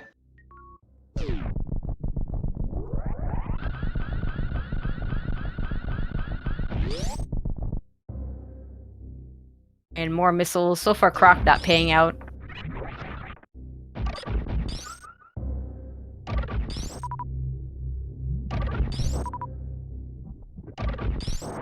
Looks like Solski's gonna check that cosine room item on the way out. Hopefully he remembers.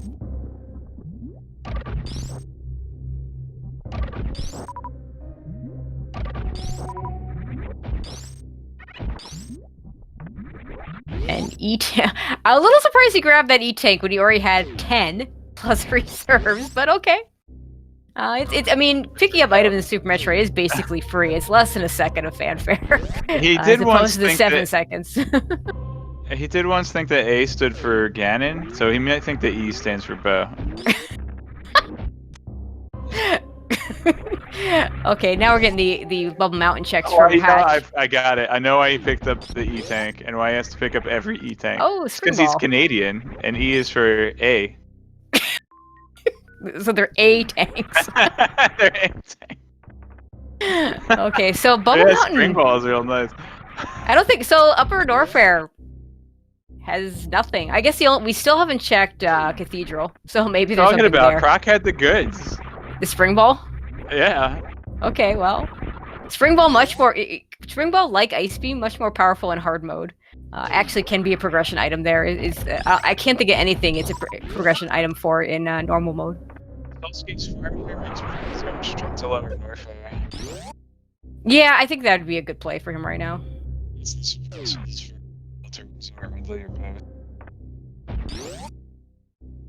actually kind of a nice, doing that save scum like you said.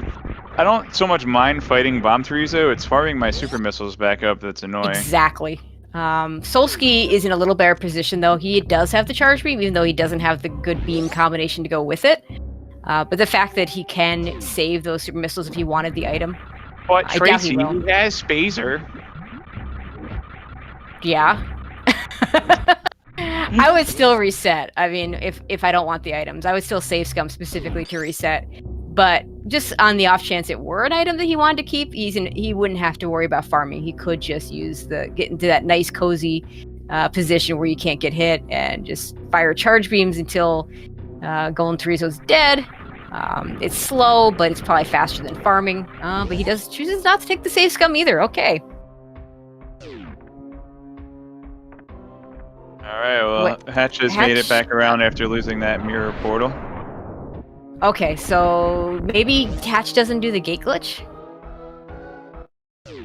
It could be, but also since he's already defeated Gold Chorizo, if he wants to get back to the portal, he hasn't. I don't think he's checked any of the Mire Shred yet, right? No, he didn't. He tried to check Checkerboard Cave and had the bad he wants mirror to hop portal. in the desert too. So I think if you mirror and you get stuck in the wall and it doesn't bonk you, I think you can just still wait out your iframes. Yeah, I think so. And you'll eventually go back in the portal as well. Yeah, you just want to stand there. If it's going to work, I don't know if it works everywhere, but if it is going to work, you don't want to move at all. Just let those iframes run out. Well, it's just a single arrow for after all that. Good thing he came back. Yep. And it was just a missile pack over there. And Solsti's going to use the supers. Okay. Why? Well, supers do what, 300? His charge shot's like 150. A lot less. No, it's a slower fight. I'm more the why of why didn't you save scum, but whatever, I got supers, said Solski to himself. I'm sure. Probably. And nothing in Mire Shed. Have we checked Gina yet? I want to say Solski got there really early. I'm pretty certain Hatch has not. And more supers. And I think we're going to see some desert checking now. Solski gets the news that he doesn't have any medallions that are required. Well, he still hopes to never see that Bombos and have it never be relevant. But yeah, he does need the Quake. And are we boots locked? We are not boots locked.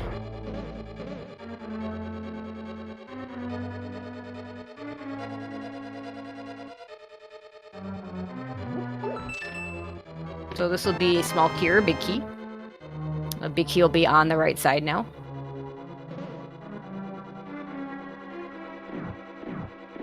And Solski checking the bomb shed.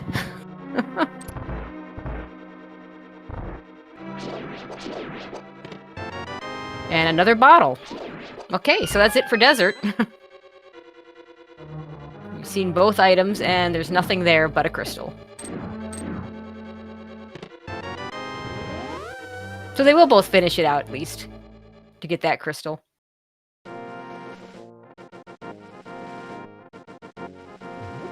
So the question, where is Bo? That's a really good question. Oh, wait, Hatch has a... I did not see him pick up a bow.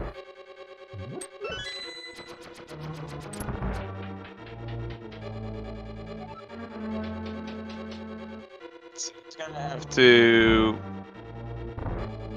Well, if he has bow, he'll probably switch to it for Land Mola. Oh, okay. It was just a misclick on the tracker. Okay. Yeah, I don't recall him getting a bow. I think chat would have gone nuts on that one. With 4 items worth of games to track, and there's just so many buttons on that interface. This is why I don't track, and we get people like Ye Old Fart Gamer who will do a much better job, even making that little mistake, tracking than I would.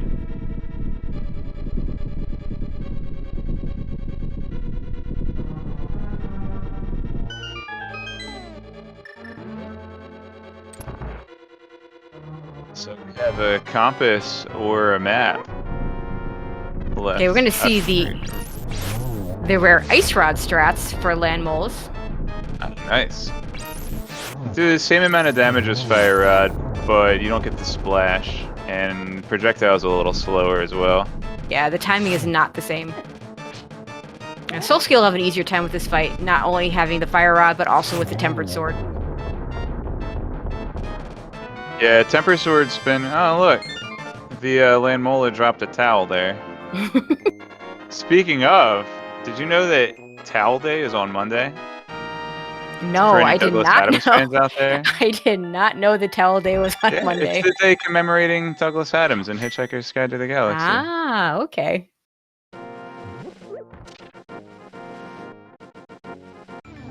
Pal's actually very useful. It can protect you from the sun in the desert, and protect you from the rain in the mire. And they're in the desert and in the rainy area right now. Okay, this is a much easier fight with that fire rod. Solski getting it on the 0 cycle, so. And we'll head back into Lower Norfair, I suspect.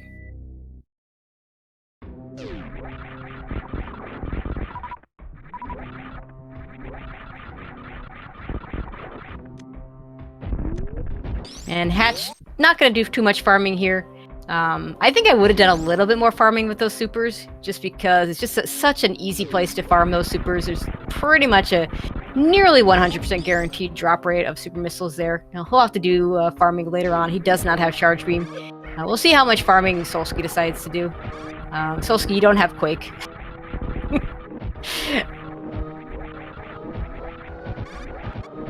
And he'll head back also into Super Metroid.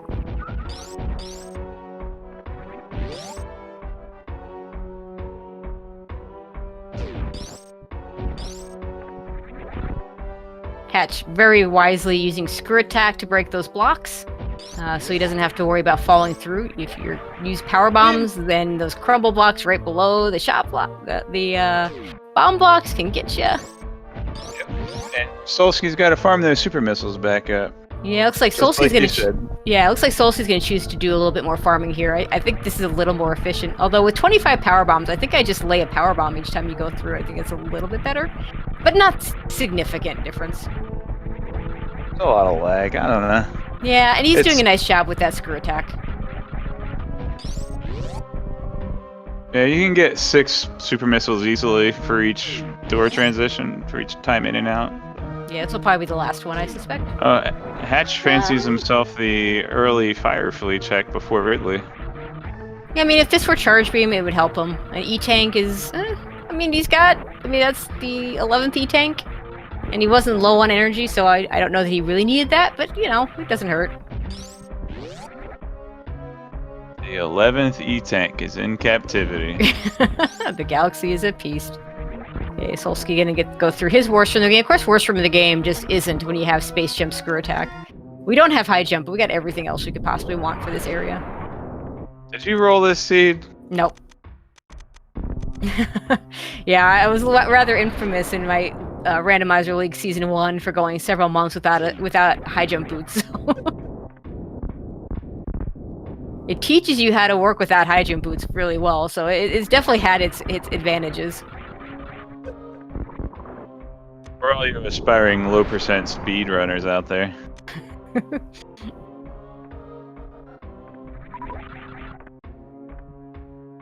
Okay, I suspect Solski will not get that E-Tank at Firefly until after the Ridley fight.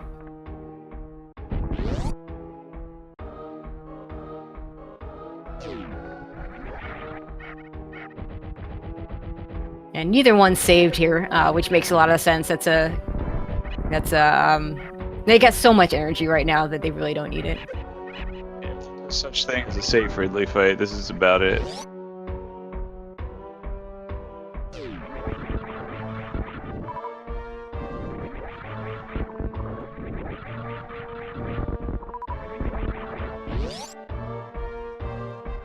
And with 25 power bombs already, and Ice Beam, there's really no reason for Solski to pick up the Power Bombs of Shame at Power Bombs of Shame.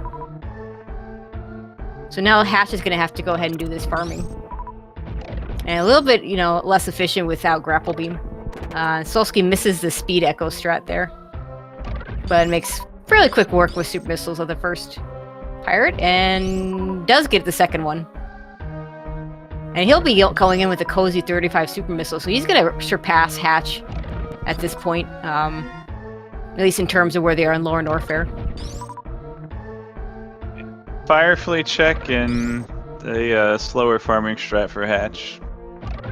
Yeah, hard to say at this point who's got the lead, really, because Hatch having full cleared Meridia and getting a boss out of it, but we don't know if we need any of that Meridia stuff. The Plasma Beam's nice, and the Bombos could be required if we have to go into Turtle Rock. But if Hatch gets forced into those pendant dungeons that Solski already cleared and got nothing, then we'll be right back square again. I think Solstice might actually finish Ridley before Hatch even enters. Yep. So if you ever wanted evidence of which place to farm your supers, that's it right there. Yeah, I always kind of wonder that myself. It's... Oh, baby, there's that the is a bow. bow. So that's good for Hatch. It means that's better for that's better for Hatch than it is for Solski, to be perfectly honest, because that could keep Hatch away from those pendant dungeons over in the Dark World. Yeah, Hatch didn't even get tempted into Skullwoods because he never got that fire rod. No fire rod. We'll certainly get it before long. So really, Solski's best chance here is if he can avoid that Meridia full clear.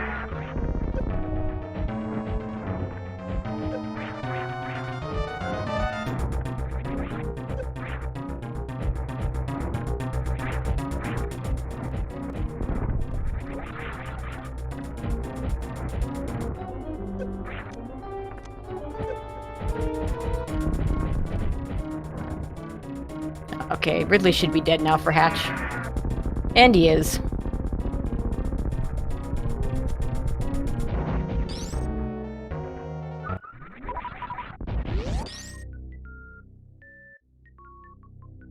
And Hatch gonna get his bow.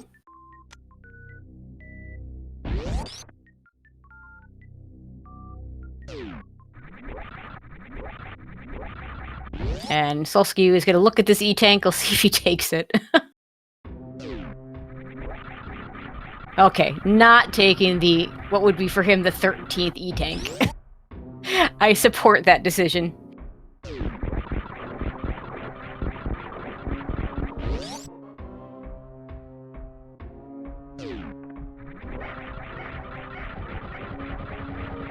Okay, power bombs in jail is just rupees, so we're not gonna go back for that.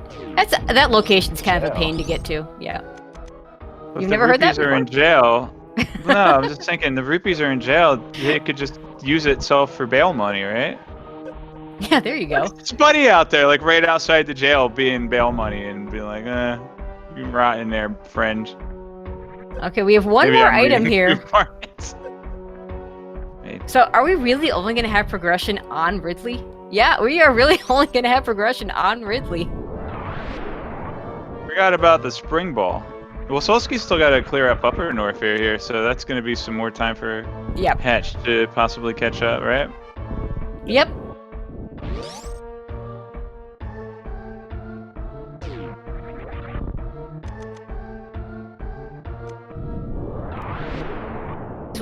These checks don't take very long, and we still have one more check. We'll see if Solski remembers to go over to the cathedral area to see what that item is. There's never anything there. Never, never, ever. Never.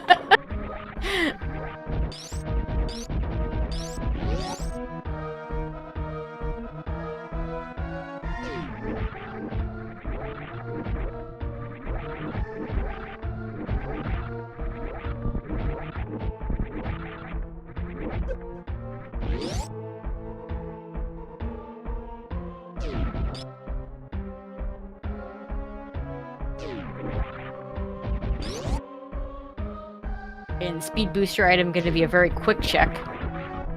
We'll see if Hatch remembers to go over to the cathedral area.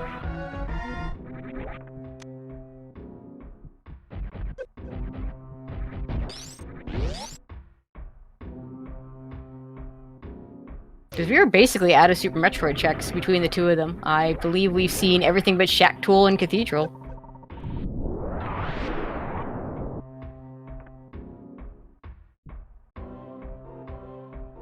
Still have a full pod to clear. Yep. Full Turtle Rock to clear. I expect pod is where Solski goes next. Yeah, Solski pretty much did all of the overworld checks for us in like the past as well. So I think he's basically the dungeons. That's gonna work out pretty well for him. Yeah. As long as there's nothing required in Turtle Rock, if he just stays in Link to the Past for a while, she should be fine because he can just backdoor Drake on whenever he wants. Well, once he finds flippers, but we know those are going to show up because Swamp Palace. I was more just thinking with Hatch having 3 full, actually 4 with Ice Palette. Well, If he wants to fake flipper. But he's got at least 3 full dungeons that he Solski's can in. clear. He's got thieves. Okay, Hatch is going to remember Cathedral. Solski is going to remember Cathedral. They're both remembering it. It's just rupees. Puns. I'm just trying to think. What Hatch wants to do here is not get too sidetracked by overworld checks, even if he does end up going into Thieves Town, which might happen. He's basically going to have to choose between Pendant Thieves and Pendant TR, right? But yeah. he doesn't want to get sidetracked by the Smith chain and all that.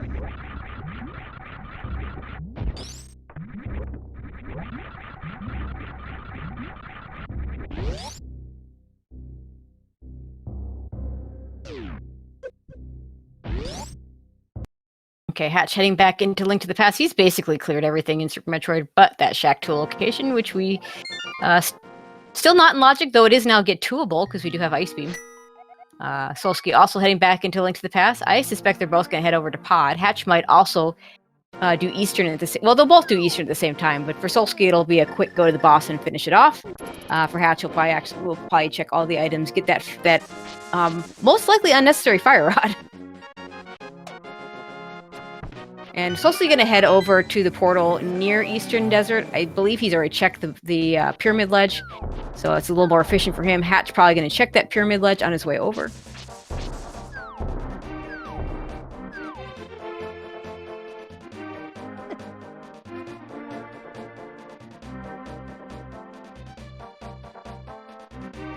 And I don't believe we ever found Lamp, so none of this is fully in Logic as it is. But Solski will have an easier time with that Fire Rod. Well, Hatch if he does Eastern first. We'll see which one he decides to do first.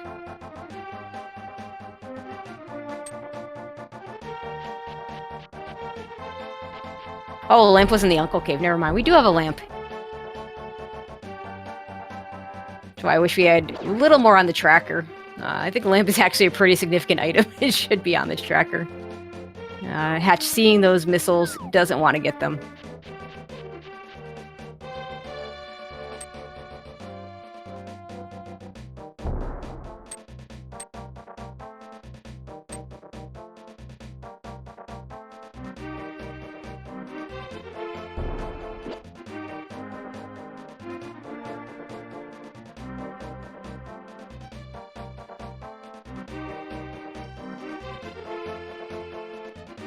Okay, Solski entering the first to enter Pod.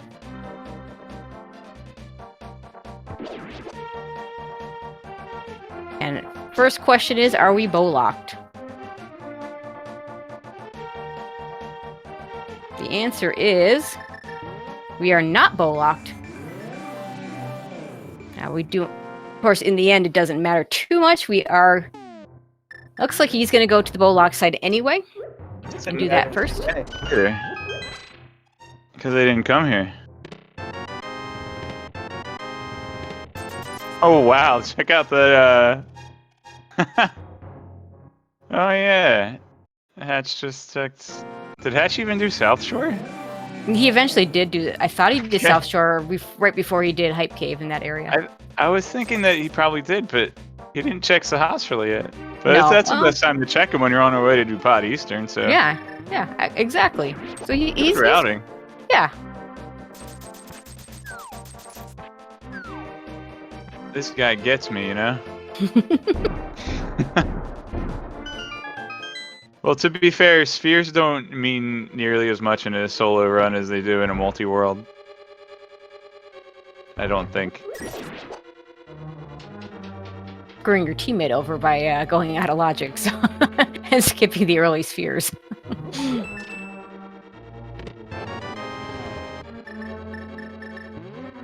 Okay, Solski now going to go up the middle. Hatch doing a more traditional routing where you go check the middle stuff before heading over to the bow lock side.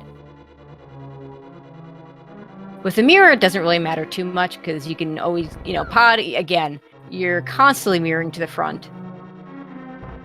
High jump boots, well, that's nice. Now that we've done most of Super Metroid. That'll help Solski a little bit when he goes and does Meridia.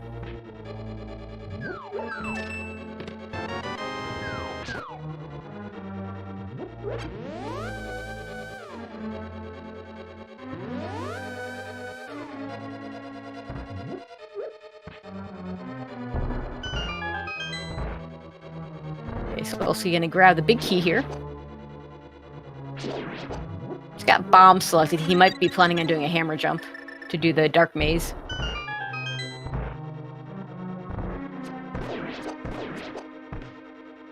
Yep, that's what he's setting up for.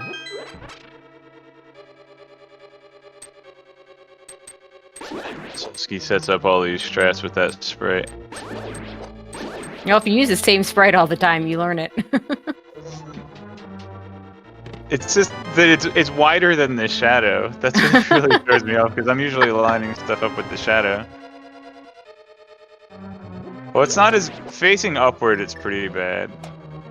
I tried to teach him some wall clips one time, and I was just like, I can't figure out where you need to stand.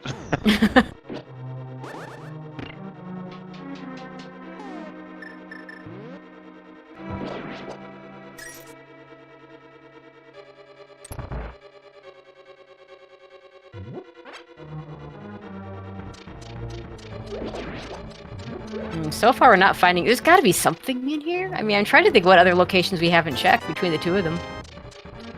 Other than that Bombos to Turtle Rock. So I guess there doesn't have to be something here. That Bombos is available.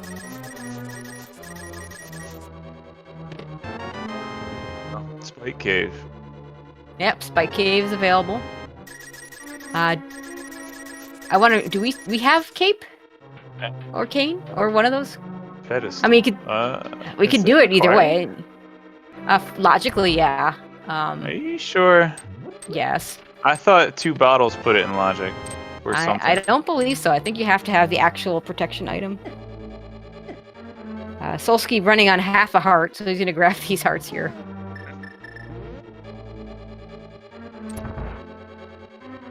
Pretty certain he has a couple bottles, though. At least one. With stuff in it. Stuff.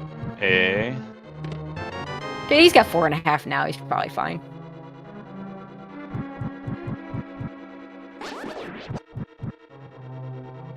Although with 15 hearts, if you do Spike Cave optimally, I think you could actually make it all the way through. maybe. With hookshot, I think definitely. Probably definitely. Yeah, well, yeah, the keyword being optimally, of course.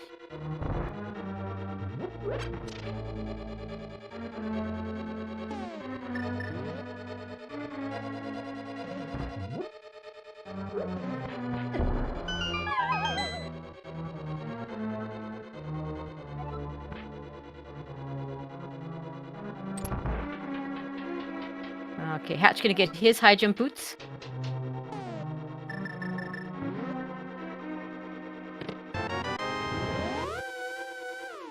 Time for all of the Metroid checks. Yep. I mean, it does make Ice Clip to Shack Tool easier. I think that is his only Metroid check left, which he can't do unless he wants to do the Ice Clip, which is not in logic. Actually, I think Hatch still has to do Crocomire, right? Oh yeah, he has not. You're right. He hasn't done Croc. Then he'll get X-Ray Scope and make Ice Clip even easier. Ooh. Okay, Solski making quick work of Helmasaur. God, if you're Solski, do you have... I guess you go to Meridia. And just blue mail. Oh boy. That'll be... I think that's red mail for Hatch. Okay, so if you're Solski, I guess... blue mail. Guess you go to Meridia. Now, if you're Hatch, do you make the gamble up to Turtle Rock, or do you go to... He'll get the Fire Rod and he'll do Eastern first. So he's gonna have everything for Turtle Rock. So do you make the gamble up there, or do you start clearing Overworld? I have a feeling it's gonna have to be Turtle Rock is the right answer, but that doesn't mean it's the one you want to do. And if it is Turtle Rock, that's gonna really hurt Solski because he can't even go there yet. He has to go clear Meridia before he can. Yeah, Solski doesn't really have much Overworld to do. No, like, he's I think pretty Spike much. Cave is it. Yeah, there's not a lot left for him. And I don't know whether there's an item on Armos Knights, so this could really work out in Hatch's favor, because Solski, having done all the overworld checks, having done those pendant dungeons and not getting anything out of it.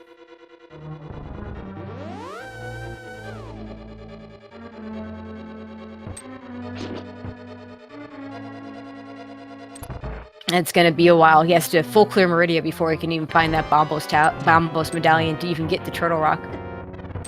Assuming that is the right answer. I might be forgetting something. Yeah, I hear chat saying Thieves Town very appealing, but if it were me, and let me tell you, Pendant Thieves Town burns me all the time. So take that for what it's worth. I'd be of the, I have everything for Turtle Rock, I'm going to go there.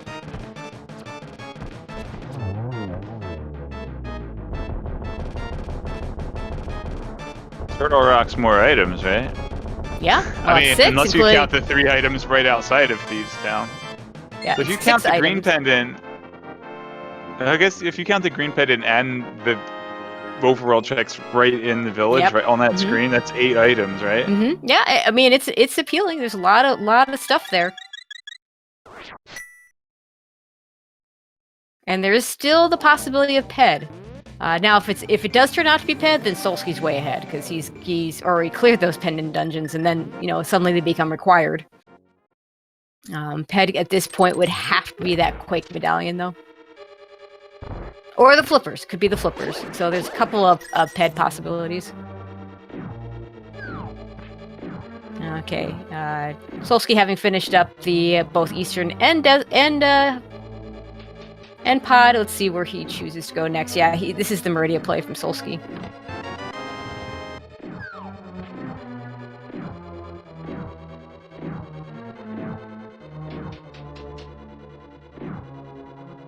Or maybe he's gonna do Spike Cave first.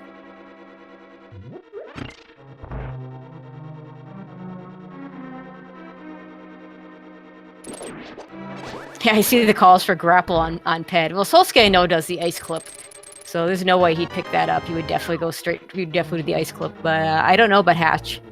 It wouldn't surprise me either way.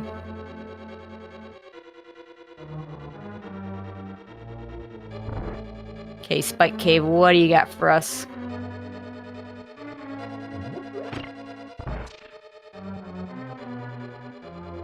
Why doesn't he just use the Canis Amaria to make blocks and walk along the blocks instead of stepping on Spike?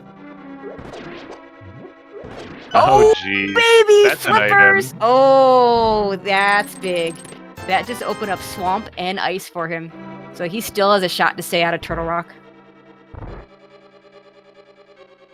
Yeah, can you imagine the Meridia skip, though? Oh, yeah, I mean, that's what he needs. Like that's really, if Solski gets that Meridia skip, where he can just backdoor into Dragon, he's going to do Ice Palace, I think, first. That makes a lot of sense. With the Icebreaker strat, it's not that much longer to full clear it than is to go mode it, unlike the old days. Yeah. It's easy to route, too. There's a lot less thinking involved. So yeah, I guess he already finished Desert, so he knows he doesn't need boots for that. Right. But yeah, so he only needs Quake and a very small chance he needs boots. Yeah, 1 in 22. So if he can go mode Swamp Palace, that's even better than being able to go mode Ice Palace. Yeah, it used to be that there were the 2 dungeons you want to be able to go mode the most. Now with the Icebreaker strat, I think you go into Ice Palace first. For a couple of reasons. One, because it's not as painful to not be in go mode for it. The only out of the way check is Ice Tea. Whereas you have the left side swamp is way much further out of the way. But also, a lot of the spots are front loaded. Yeah. And the other thing is that makes Ice more appealing as the first stop is if you do Swamp first and you still have Ice Palace on the table, I think it's a lot harder to justify going back into left side. Whereas if you've already full cleared Ice and you full cleared the back of Swamp and you still have an item or 2 left over on the left side, I think it's a much easier choice to just go back in there and just finish it out.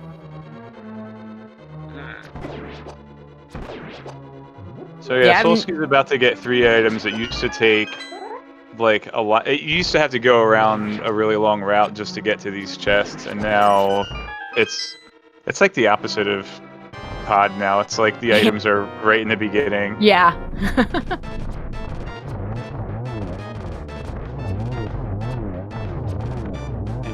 Did not get a small key, so won't be able to take the fast route. Well, still has 2 chests to open. Okay. Oh baby, Well, that's a quake, and that's that's go mode. That's a 21 out of 22 go mode. All right. How many percents is that? Remember, percent is out of 101.6. I don't know. That's if it was, why can't there just be 20 checks in Ganon's tower? Then that's easy math. Each 1/22 is 0.045, right? Yeah, that's about right. Because an 11th is all repeating.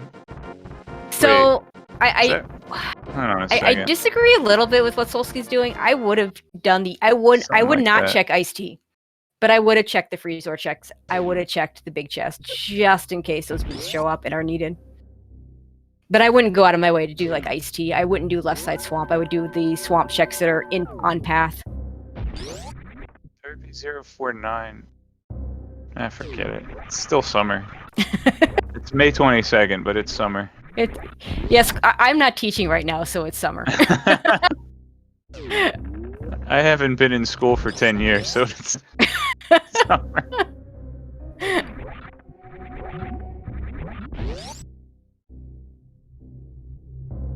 Yeah, I like the comment in chat. Measuring whether Solski is in go mode will change whether he's in go mode. And for what it's worth, this was Samaria locked, but that's just a side note, really. I really like how Ice Palace has turned into the, well, you can't be Samaria locked, which only matters if it's like a pyramid fairy crystal or a green pendant. Because it's so easy to break around that. Even without the icebreaker and without the bomb jump, you can break around that. But now we just don't want to go in there without Samaria. Hatch can do some. Actually, he hasn't checked Ice Speed. Looks like maybe he's going to do Croc. Yeah, and Solski's going to be able to hop right over to that Meridia portal after Swamp Palace as well. Yeah. This is going to work out really well for him. He's not going to have the Plasma Beam. But Shame. Yeah, but he's got Charge Beam, so he's got a decent... I forget what his ammo count was. It's high enough that... I don't know for sure whether you can just do an ammo kill, but it's high enough that you just, when you get to Mother Brain 2, you save your 15 supers, do charge shots until catch up, and then just spam your 15 supers and you're fine. I usually fire off the supers first, so I don't overkill her. Yeah, a lot of people like to do that because... And I agree, it's a little bit easier to dodge the ketchup beams, even though they're more dangerous, but with this number of E-tanks, that really doesn't matter. But dodge your ketchup as well. Yep.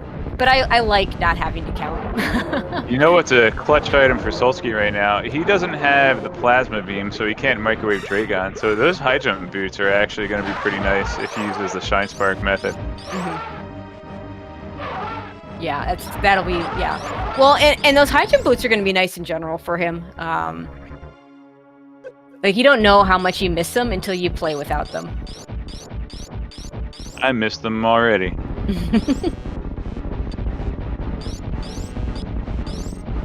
I mean, especially when you get to the escape in Turian.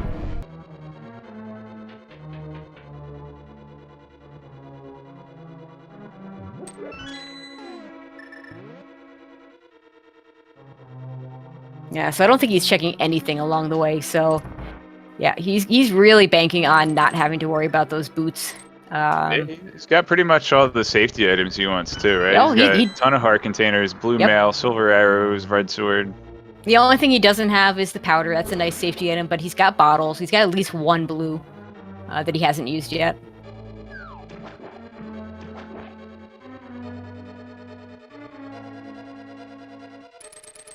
But like I said, I would check. I wouldn't do anything out of the way, but I would check things that are on the path. Like, I might not even go into that room, the compass room that's below this room that he's in right now. But well, if he does Icebreaker, he'll be in that room anyway. Oh, No, you said no, below the one that. below. Well, I thought you meant below vertically, not south of it. Yeah. That's my way of I talking my got way you. out of Yeah. saying something dumb. But this one I would check because like these chests are completely free. That's why I switched to mirror. Yeah, Wait. you should be switching to hookshot there. Like don't What? hit Why that did mirror you by switch to accident. mirror? What? Yeah, there you go. That's what you want to switch Maybe to. he knows something I don't. Nah, I think that was just a miss. But he did menu. it twice. I know he did it twice. Are you saying that Solski is capable of making the same goof 'em up twice in a row? Yeah. I mean, Yeah, we all are really. Okay, Hatch. I'm guessing he safe scummed that croc check because he's right back here at the business center.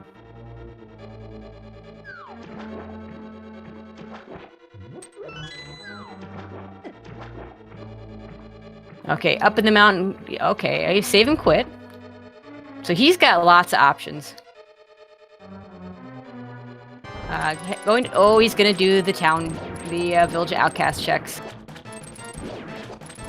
Well, we know that he's not going to get anything in Thieves Town, but we also know the only thing he could possibly get in Turtle Rock is boots. Yep. I mean, honestly, if I were in Hatch's position, I would do Turtle Rock and then Spike Cave, and be shaking my head when the answer was Spike Cave, and I just full clear Turtle Rock. But like I said, not a fan of that pen in Thieves Town. Hate going in there. He's gonna go ahead. Go right back in and open the big chest and only the big chest. No, he's not doing that. That'd be the ultimate meme. I could see Solski doing memes, but not at the cost of winning a race. Yeah, but I want to see it.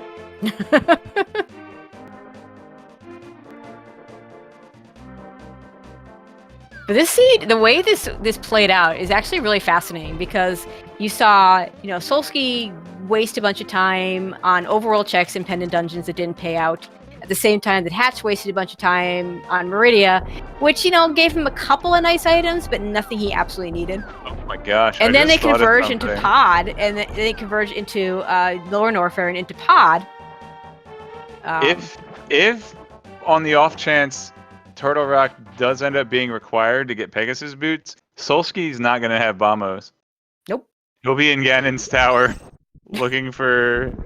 Yeah, that's Hatch's out right now. That's an absolute worst case scenario for Solski, right? It really is. He does also have to remember that he still needs to go do Misery Mire. Oh, true. I don't know that it's better to do Dragon now and then do Misery Mire, or better to do Misery Mire than Dragon. I'm not sure it makes a difference. I say clip into Ganon's tower, see if you need Pegasus boots. Oh wait, you can't do that. He doesn't have boots. Oh, you can bootless clip. Clip into Ganon's tower, see if he needs Pegasus boots. Then he'll know whether. Yeah, there you go. There's one minor problem with that. I'd have to disqualify him. I don't want to disqualify anyone. Well, no. I mean, like, what if you accidentally clipped into a wall and immediately reset? Well, and while trying to reset, you accidentally clipped into another wall and checked the torch to see if you needed boots. Yeah, I don't think so. You don't do that by accident. Fortunately, Solski's not going to do that by accident or on purpose, so we're fine. I hit all the time. I had the J1.0 cart. Actually, you can clip into walls in the American version as well. Yeah, my understanding it's actually the more the minor glitches they cleaned up on the American cart, not the major glitches. Well, they weren't as likely to find those ones. Yeah. Oh, we finally get the powder check. What if this is boots? Or it could be 20 rupees.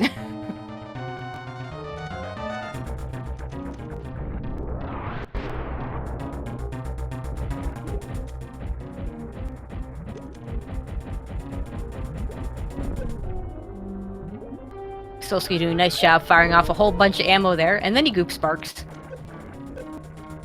And gets grabbed. Don't have grapple beam, Solski.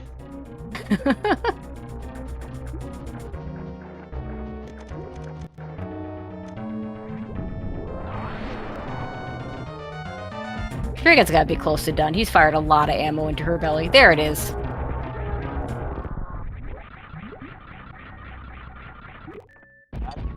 Going slightly out of his way to see if Pegasus boots are there. No, I mean, he could have taken the amount of time it would have taken for him to say open the Freezor chest, or since he had the big key, the big chest over in Ice Palace, would have been much quicker than going and checking the Dragon item. I completely agree with skipping all that stuff. I mean, either you're gonna check those on path things, hoping for boots, or you're not gonna check any of them. And he's clearly decided he's not checking any of them. It's got a pretty good ammo count for Mother Brain as well. We won't even need to use any charge shots, really. No, he's definitely got enough ammo that he could skip using charge shots. And he won't soft lock, so he's going to be safe if he misses too many. But he does have his beam combination right now would be a 100-shot Mother Brain fight if he were to choose to not use any ammo. Is that right? 20, 30, 40. Yeah. Oh yeah, it's 180.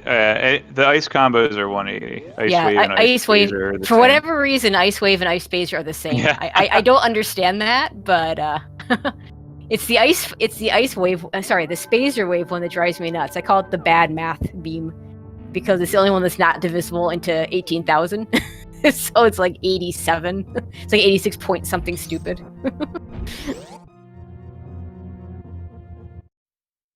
And Hatch getting baited into Thieves Town. This is very unfortunate for him. He's not going to find anything here. Curious that Solski took the refill and didn't go straight to Mother Brain. I understand why he's not going straight to Mother Brain. Because, you know, he's going to hope to pick up Wave Beam or Plasma Beam in GT or something. Like, in an item that he's forced to pick up, it could be a beam that helps him defeat Mother Brain. He could still get Wave. To his mind, he could still get Plasma. Like the one thing... okay, no, we're fine. He's going to Meyer the long way, and we don't know. Okay. We don't know where Flute. I got nervous for a second, that I like, no, this is fine. That's where the portal is. He does remember that he has to go to Meyer. And without a flute, this is his only way to do it. And I mean, there aren't very many places left that flute can be. It makes no sense for him to search it out. I was gonna say, I don't like the ship refill there because he could pick up an energy tank, which would... Yep. Because the ship refill takes more time to lower on energy ore, and the energy tank would refill him. On the other hand, he has skipped at least one E-tank. There might not even be any more in the game. Yeah. Maybe he was thinking that far ahead. Yeah, there's... Or the last E-tank might be in a location he's already skipped, or a location that we're never going to see. Yeah, I think Fireflies was one, and he didn't pick that up, I think. That sounds right. That sounds like I might be right. I don't know. He really wants that damage boost. You have Space Jump and Screw Attack. Just use them. But the damage boost is faster, Tracy. Oh, God. Only if you get it.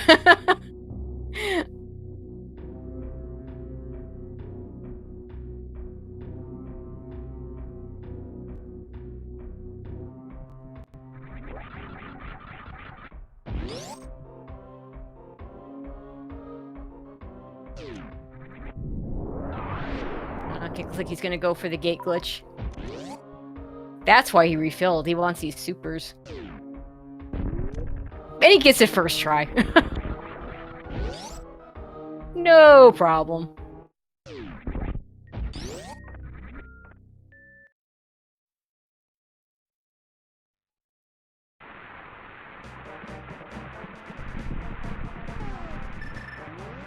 Okay, that newly found Quake gonna open up Meyer. Let's see if we actually have a God Meyer. He might actually end up getting some items here. I guess if Solski is relieved that he doesn't have Bombos or scared that he doesn't have Bombos. I think he's thinking relieved. Yeah. Oh, I never had to go in there. So right now, Hatch just needs to get to Spike Cave, which isn't really a high percentage play. No, it's not. Unfortunately. Yeah, if he had prioritized Turtle Rock before Thievestown, Skullwoods, and these overworld checks, then you probably go to Spike Cave after TR. Unfortunately, this is going to turn into probably full clear all these overworld and pendant dungeons, then go to Turtle Rock, and then go to Spike Cave. Finding the fire rod in a Sphere 1 location that kind of set him off. Okay, this routing is... What?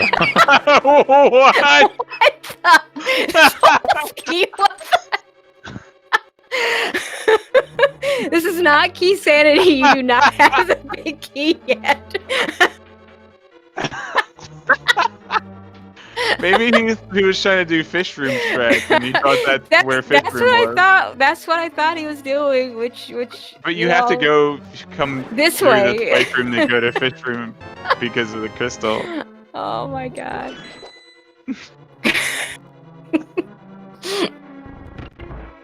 Are you sure you want to do a multi-world with this guy?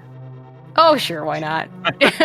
Just because he's forgotten things like Blind Hut to the point he actually has an emote for it.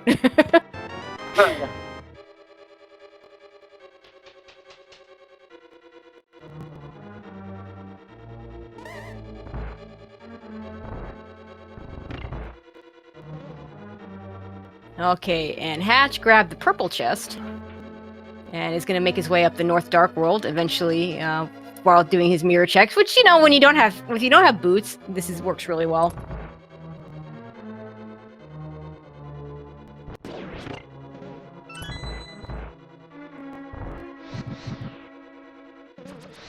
They're going to do the compass room check.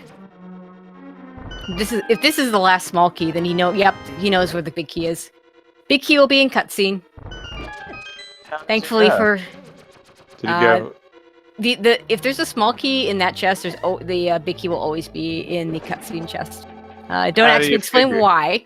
I can't explain why. It's part of the Meyer key logic, and when you consider how many doors in Meyer are just completely unnecessary, I can't explain that key logic. But other than to say it works. Something to do with the treasure room in the basement is locked, and all that's in there is rupees. So if you have the big key, you could waste a small key. Yeah. Something. Yeah, the key logic always comes down to stopping you from using your keys in the worst possible way. And not about actually being able to finish dungeons. That's why Ice Pal's key logic is so weird when it comes to the hookshot. So you're going to get that big key, not going to check anything else. Oh, look, Hatch has himself a purple chest. Maybe Hatch is going to go to the Forest Treasure Chest game and... gamble some money.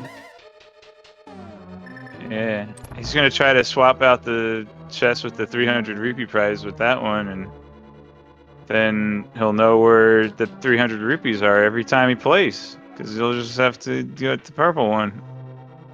I don't know. I'm stretching a little.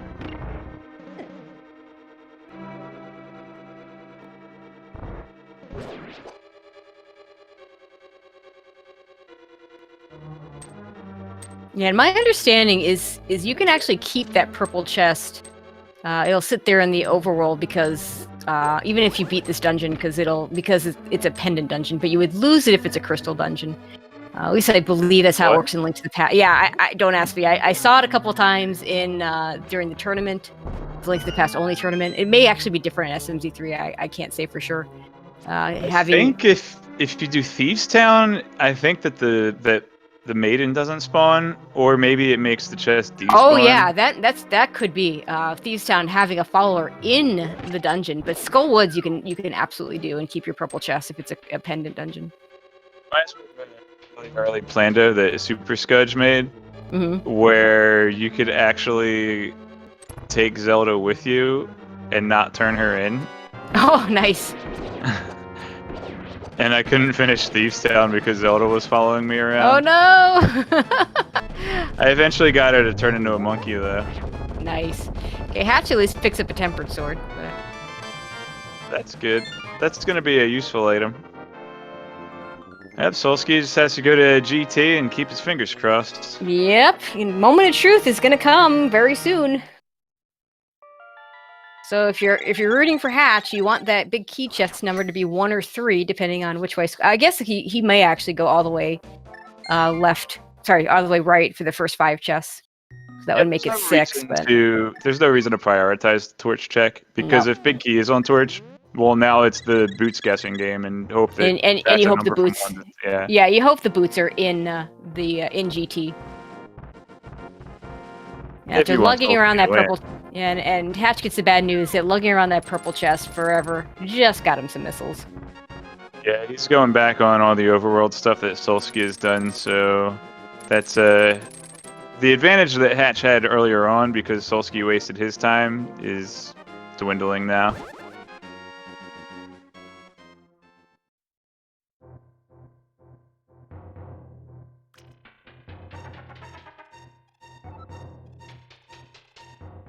And Hatch looks like he's heading up to the Turtle Rock area.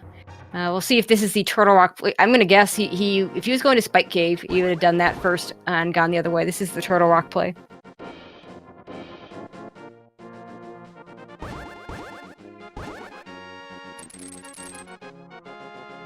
You have to open the portal. I'm pretty sure this is technically faster, although I'm not 100% sure how the lack of boots plays into that. I've heard that if done optimally, that it's faster to go this way, even if you have to open the portal. Boots or not boots, but that keyword optimal is always in there. So, for instance, those dead rocks getting in. Dead Rock. Yeah, those dead rocks getting your way. Now, I always go the light world way because I can't do the dark world way optimally either. So. Yeah, the Pegasus boots. At least you would use spin speed while using the hammers. Yeah, that's extra. That probably doesn't make that much of a difference. Yeah, and of course, spin speed being that thing that if you accidentally push too far, you can fall right off and have to climb up again. Solski would never do anything like that. Oh, never.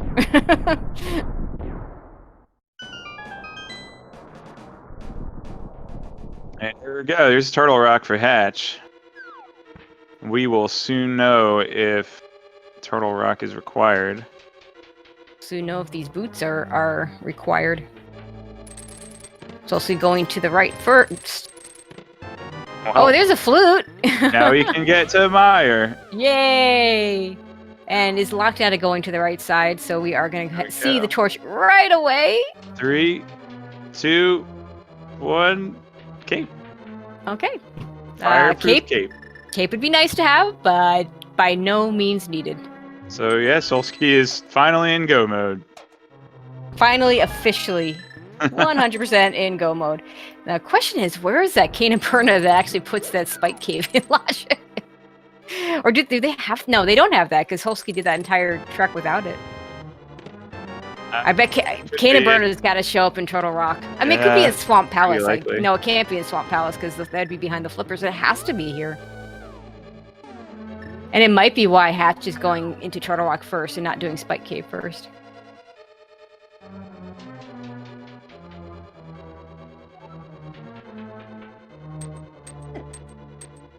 Solski won't have the cape for Tile Room.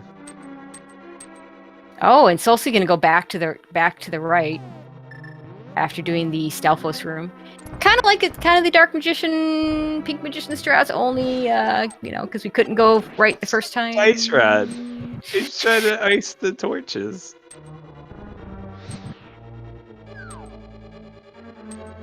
The blue fire rod, Yeah, it doesn't work very well.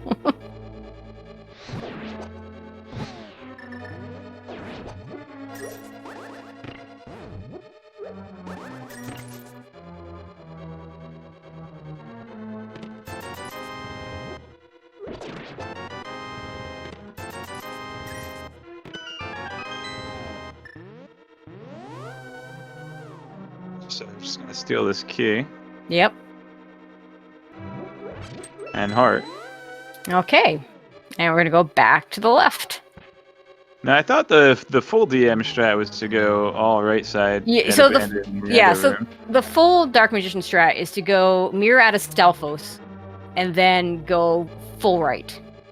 Solski went to Room of Hope first. He did every step of that, not DM. So Pink Magician is go mirror out of Stalfos, go to the compass room, mirror out, and then go back to the left again. What Solski did, I don't know what to call it. Doing Hope Room first.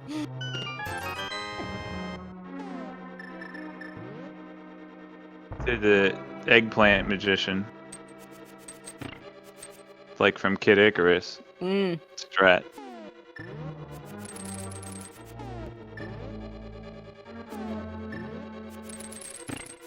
Okay, get set on the second try. Yeah, let's say that magic is pretty low. Grabbing that magic pot's not a bad idea.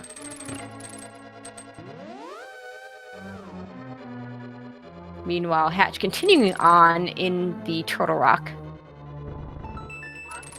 Solski route is trying to open the Meyer boss door without a big key. Oh my god. He must be playing too many of those Key Sandy betas. That's the only excuse I can think. There's the Cane of Burna to put Spike Cave in logic.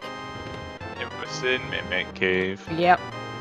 Does Hatch immediately abandon Turtle Rock? I doubt it. I mean, there's still Laser Bridge, which is 4 chests, not to mention the big chest here.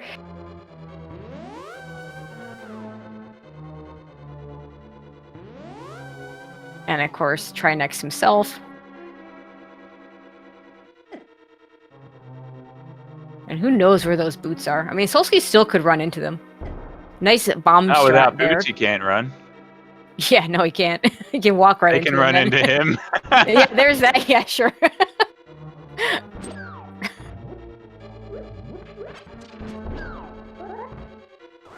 And you can do a bomb jump here, too. Because even though you can light the torches and actually see the floor, that's slow. As a kid, I thought you were supposed to use Canis and Maria to feel your way around the room. Yeah, that's what I used to do. So, well, that's what my big brother did. So that's what made me do it. But I wasn't trying to go fast then. It was like, I just want to get to the game without dying. Go through the invisible bridge and then use the lamp to light the torch after walking across the invisible bridge. I'm like, what's the point of this lamp? To show me where I could have walked? Okay, I believe that's 20. So Solski avoided tile room and that's it. Well, Ether will show the floor for a moment, but it doesn't stay lit. If you actually light the torches, you'll actually see the floor. It'll actually stay. The floor will be visible as long as the torches are lit. Burn it, put laser bridge in logic. Hey. Yeah, that too. Yeah, it's another one of those changes in V31 that I don't think followed the didn't follow into SMZ3, which is that in V31 you don't need any kind of protection item to put this in logic. Although to be fair, I think we've seen 3 shields. I know that Hatch skipped 1 in watering hole.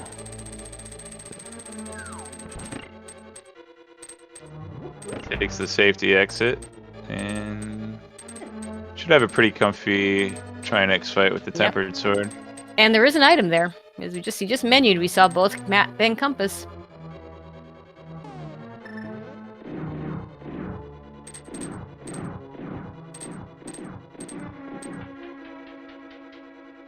Okay, I'm not sure what chat means by bomb boost. Bomb jumps are never in logic.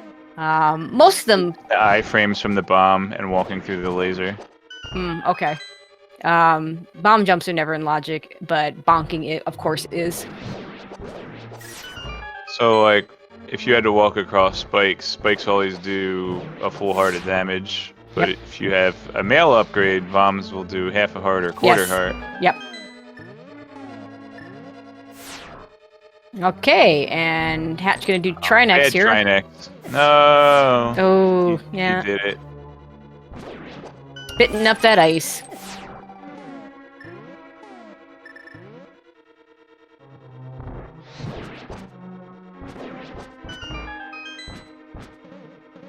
Solski getting through Gauntlet. Only 4.5 hearts, but he got far enough. Got to the hard part. Looks like he's going to set up for silver arrows in the landmolls too. Gets some right away. Very nicely done. Oh, and there's Grapple Beam, Shack Tools, and Logic. Oh, poor Hatch. Please don't go to Shack Tool, Hatch. Please don't go there. Shack Tool just to kill him, and then not even get the item. Yeah, remind me of I don't know anyone that would actually do that, especially in a Super Metroid any % race cross product.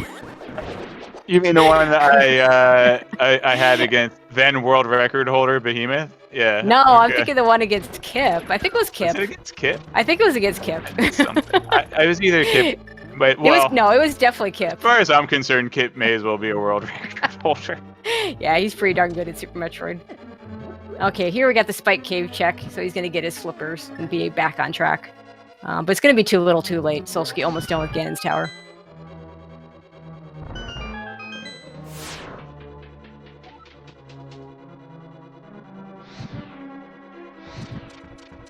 And unfortunately for Hatch, not even Pegasus boots to show for his troubles. There's some footwear there. So Hatch just has to get Quake out of Ice Palace. Yep. And he's not going to miss Quake in Ice Palace. What the heck? What sorcery is this? He blew up the wall without blowing up the wall. Yeah, that is a thing that can happen. I don't understand how that works. I did it today in a race. I wonder if it has, he misaligned the camera somehow? That's interesting. I did actually notice if you do the diver down in Swamp Palace, when you go into the next room, you walk through that vertical hallway, right? And there's the doorway at the top. Yep. You can actually see a wall overlaid with the doorway after you do diver down. And Hatch gonna do Swamp Palace first. That's unfortunate. Because he's probably gonna full clear this. Maybe he'll find his boots since we didn't actually see any of the items here, but we know we don't need them.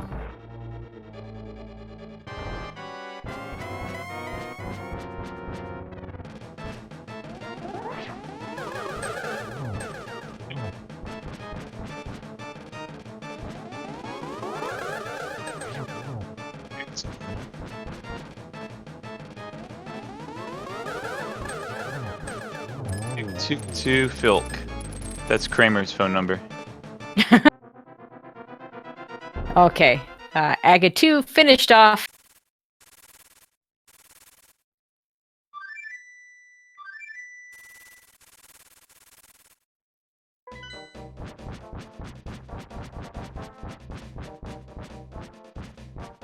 Never did find a wave beam to help us out. The first check in Swamp is just some power bombs.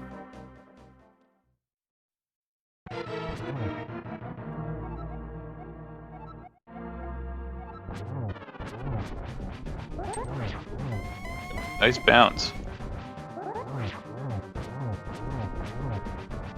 Yeah, nice first round again in there. Getting some extra, some nice sword spins in there. Position on the Ring of Fire, unfortunately. Oh, get in the corner. Okay. Yeah. Yeah, there you go. He doesn't have a cape for safety. I'm pretty certain he has a blue bottle. Ah, nice dodge. Okay, he's fine now. It's that second phase again. That's the scary part.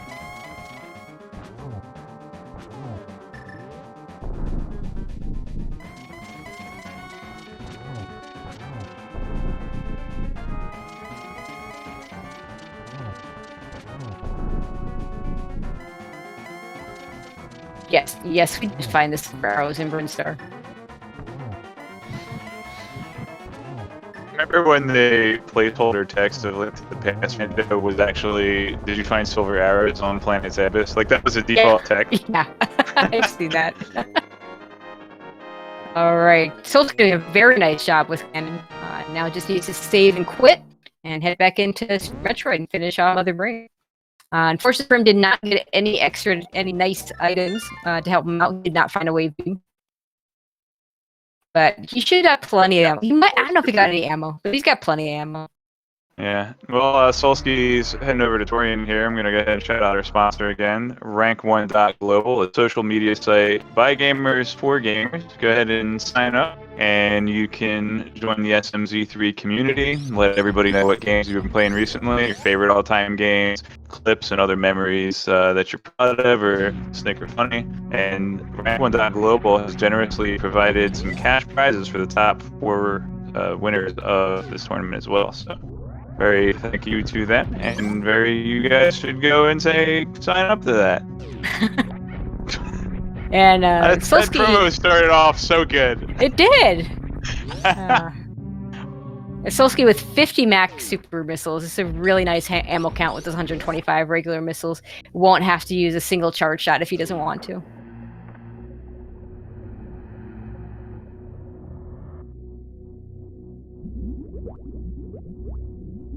And we're going to get the left side swamp check from Hatch here. Really unfortunate they chose to do swamp before ice. Yeah, probably just thinking more items in swamp. So not really a bad line of thought, but it really isn't. I would still argue, and this is probably the move I would make before Icebreaker.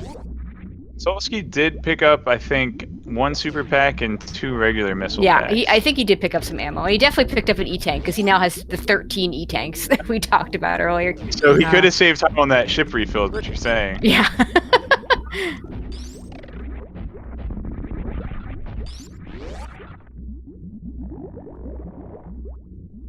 Could have all of the E-tanks, but he skipped the fire, please. Yeah. Oh, doesn't quite have all 50 supers. Not gonna be a problem with 125 missiles. He better save just to be safe, though. Ah. Oh, he's got charge.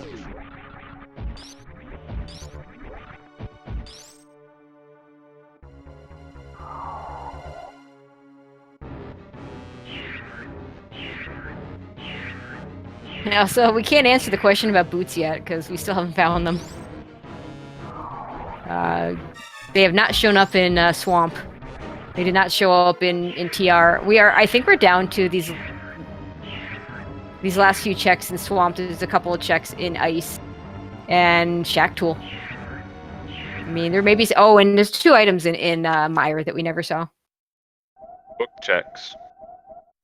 Well, you had to find the book first. But yeah, I mean, if we found the book, yeah, it could be behind the book. Heck, it could be on pedestal. It could possibly have even been a book in Cannon's Tower Big Chest. Yeah, it's true. We didn't see Tile Room, and we didn't see the Cannon's Tower Big Chest. So there are a couple of locations we never saw. This is one of those seeds that if I'm playing it, there's so few places left to check that I sometimes actually go back and look. After you finish, you mean? Oh, hell yeah. Of course after I finish. No, go back. No, I'm going to hundo the seed before finishing it. No, I don't do that. Actually, a funny story about that. The very first Super Metroid Randomizer I played, I was planning on just hundoing and just getting everything, because I'd always been more of a completionist, at least in terms of casual play. And I died running out of the speed booster area and lost a Spazer because of it, and that was it. I was done. I'm like, nope, we're not going back for that. No more hundo.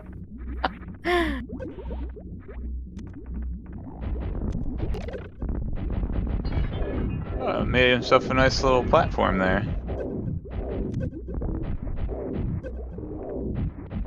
One time I jumped into Mother Brain's face during the phase transition here, and it froze me in place, and I instantly took like 1,000 damage. Ooh, that's a problem. Because I guess it shuts off the knockback frames during the cutscene. Scary thought. Solski could take that much damage and be fine. Okay, looks like he's just gonna spam missiles. He's gonna need 21 times 3 is 63 shot. And then he can just finish up with supers. I don't know if he actually did that math or if he's just gonna spam all these missiles. He could just spam missiles and then, switch to... Yeah, he switched to supers now. We'll see if he stops at 15 and switches back to regular missiles. There's Ketchup. He doesn't have to switch back. He can just finish off with supers. He'll be fine. Won't have to fire a single charge shot. Oh, this. Oh my God, Solski, please. Fortunately, Wait, Solski, go back and get the big key. Admire. He's gonna damage himself down. Not gonna do stand up, which is charge space, or just charge ice space, or just not gonna save any time. But he could have saved time if he saved some of his missiles. Then he could use the missiles during the stand up phase. Huh? No, Cross. That doesn't make sense, because you would have spent more time in phase 2.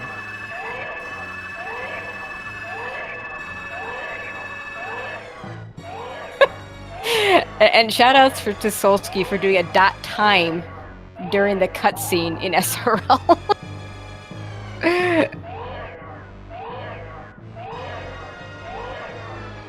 Time? Oh no, that wasn't during the cutscene. This was way back when.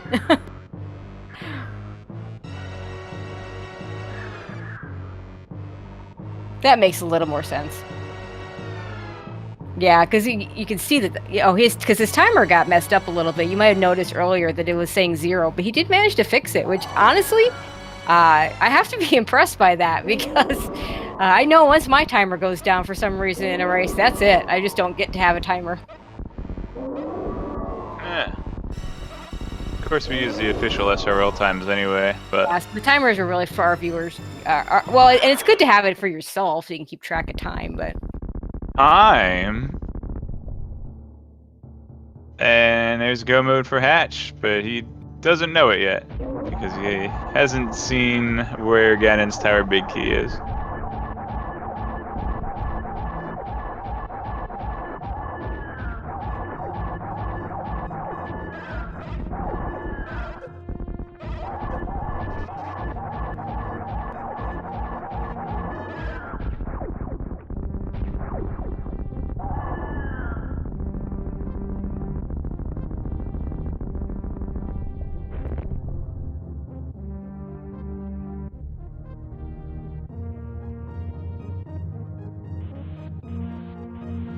Alright, now all that's left to Solski is the escape.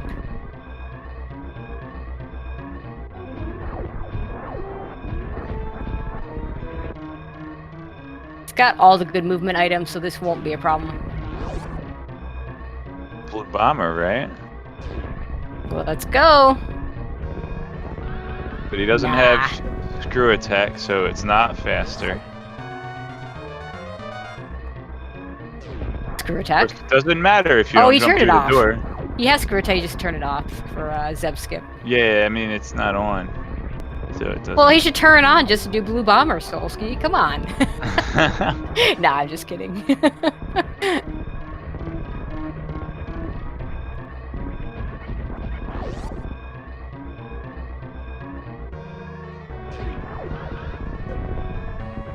Misses the Behemoth Spark. Well, he jumped. He didn't miss the Behemoth Spark. He jumped, and then.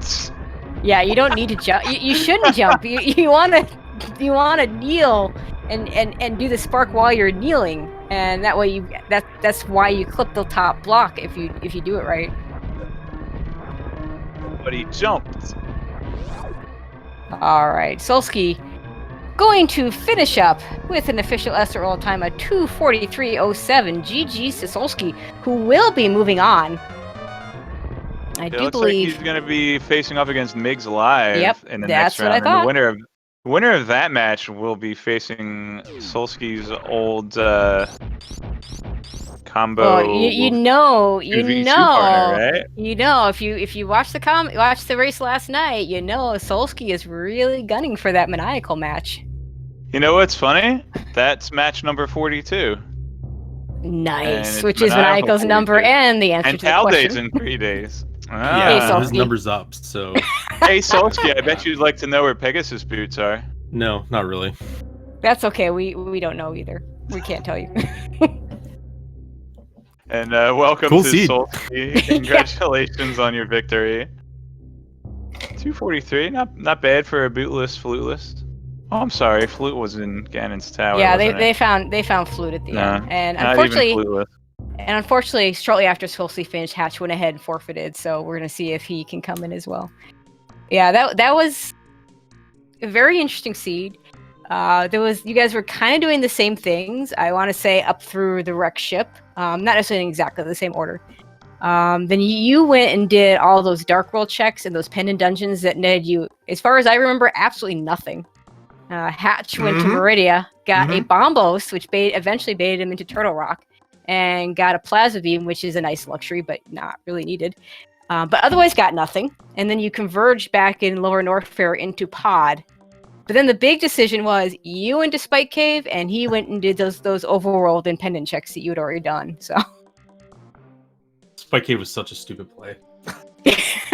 well, with that many hearts, you didn't even need the safety item. I didn't even think that I was going to Spike Cave until I was like almost there. I was like, what am I doing? Like I didn't even have. I'm like, wait, I don't have a blue king cape. I'm like, oh, I got 15 hearts. I can do it. I think you had a bottle too, just in case. But yeah, you had enough hearts to just do it. Yeah, I didn't have any safeties all game. I didn't have any bottle fills or anything like that. So it's just like I was on autopilot, and I was just like, well, whatever. I guess I do this because I wanted to go to Meridia, right? And I'm just like, well, with the blue I'm cane thinking in my Mimic, head it what turned can I out- route in, and I'm just doing it, not thinking. And then I see the flips. I'm like, well, turning this bus around. Yep, and So. the choice to go to, I like the choice to go to Ice Palace right away, especially with the Icebreaker. It just makes that dungeon so much more appealing than it used to be. Whereas, as good as Diver Down is, it just doesn't make the same sort of difference in my opinion. Well, it was more routing too, right? Because I wanted to do ice with Diver Down. With Icebreaker, ice is much faster. Yep. To the point where it's like it's not that bad. Yeah, exactly. Without boots, it sucks still, but I mean the whole sea was bootless in the end. Yeah, right? I mean, I'm thinking ice to swamp and then swamp carry to Meridia back. And if I don't have Goma by then I just full clear swamp, except my fate. But I knew that flipper spot was really bad. And then I just I was like howling when I saw that GT cape. I was howling. Yeah. I was like, where the hell was cape? So the logical was Blue Cane at Mimic Cave. Bombos was in one of the sand pits. I want to say right sand pit, but I don't remember for sure. To get into Turtle Rock, to get your Blue Cane at Mimic Cave, to go to Spike Cave. Yeah, that sucks. Yeah, I want to go think to TR I'm really early too. Like the route worked out for me to like just full clear TR, and I really didn't like the pendants when they fell when I got to Dark World. I was like, well, that's really bad. A word I can't say, but I was like, I might as well do TR. At least that makes sense when I'm there. And then I couldn't. I was like, well, do I do Norfair lower?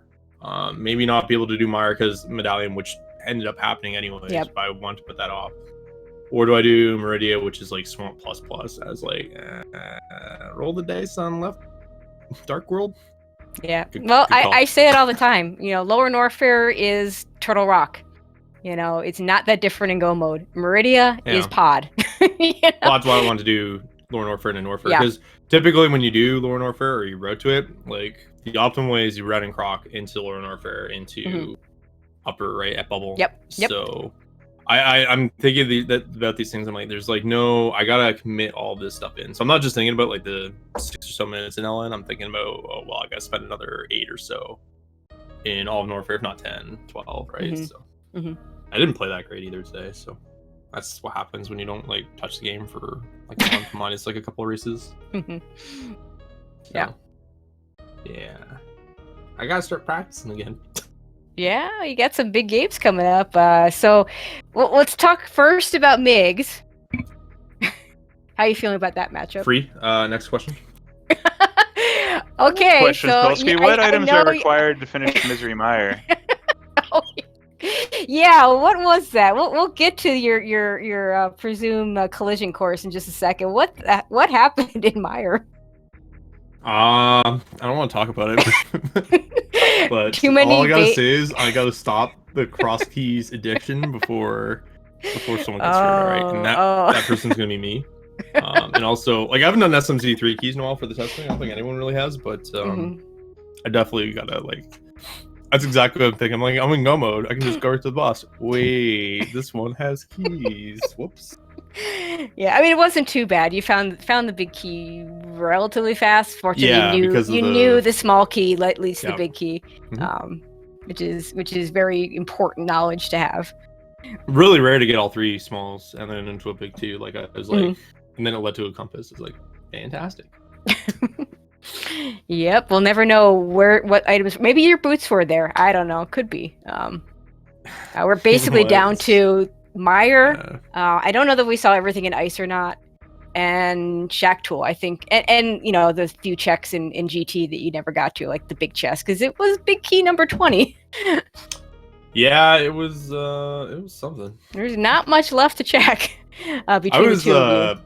not gonna lie, I was kind of sweating the big key this time. This is like, he was so slow. I'm like, and I didn't do Meridia, right? Like I just did Precious, and I didn't even check. I thought about it afterwards. I'm like, I should have checked Dre in case it was boots. And I completely let that slip my mind until I'm like already on my way to GT. It's like, well, I'm screwed. And then it wasn't, so that was nice. So Yeah, yeah, there were, it was. I mean, you basically went full in on the not having boots and not worrying about the torch. Which, I mean, to be fair, it's, you know, it's 1 out of 22 that it's going to be there, and then you just have to figure it out from there and hope I it's think GT. that's like the old adage in like all my history with LTTP is if you get in that situation, you just go for GT anyways, because again, boots can spawn there. You have your full kit for it, so I can do full left, right, tile, everything like that, right? So I've actually had boots there before too. Yeah, it happens. To the big key, so yeah. Yeah, definitely can happen, but fortunately for you, you didn't have to worry about that. There were a couple of tourney races that are rather infamous for their big key locations. At least one where it was on the torch, and another one where it was behind the Cane of Samaria. So, I mean, these things do happen, but fortunately for you, that wasn't the case here. But yeah, that Spike Cave play really, it was the big difference, because it blew my mind. You did it. Hatch didn't, like, you know. I saw that though. It just like completely blew my mind. I was like, no. Yeah. And then I saw the quake and I laughed. Yeah, we weren't expecting it to be there either. So. Well, I was thinking about like sequence breaking ice too, just because of that situation. It's another crystal, and with this breaker, it's fast. But I was worried that maybe I can get away with a sequence break. Yeah, for sure. I And that's probably should put more pressure on Meridia anyways, because, you know, logic. So yeah, and the fake flipper dice, if you don't have Swamp Palace as a crystal, I think is a really, really nice play. But you know, you have to get those slippers anyway, so I think it's less powerful in this situation. Right, because you have less odds for go, right? But again, it's just how it happened, because I'm thinking in my head, what's the most optimal route back to Meridia? Okay, and then it just happens to be there, right? Like it could have easily been in Swamp, and I just wasted a couple extra minutes. But yeah, this is how she goes. All right, so elephant in the room. We're almost there. I know I'm looking for. I'm sorry, Migs, but the Solski maniacal match is definitely one that will be looking forward to.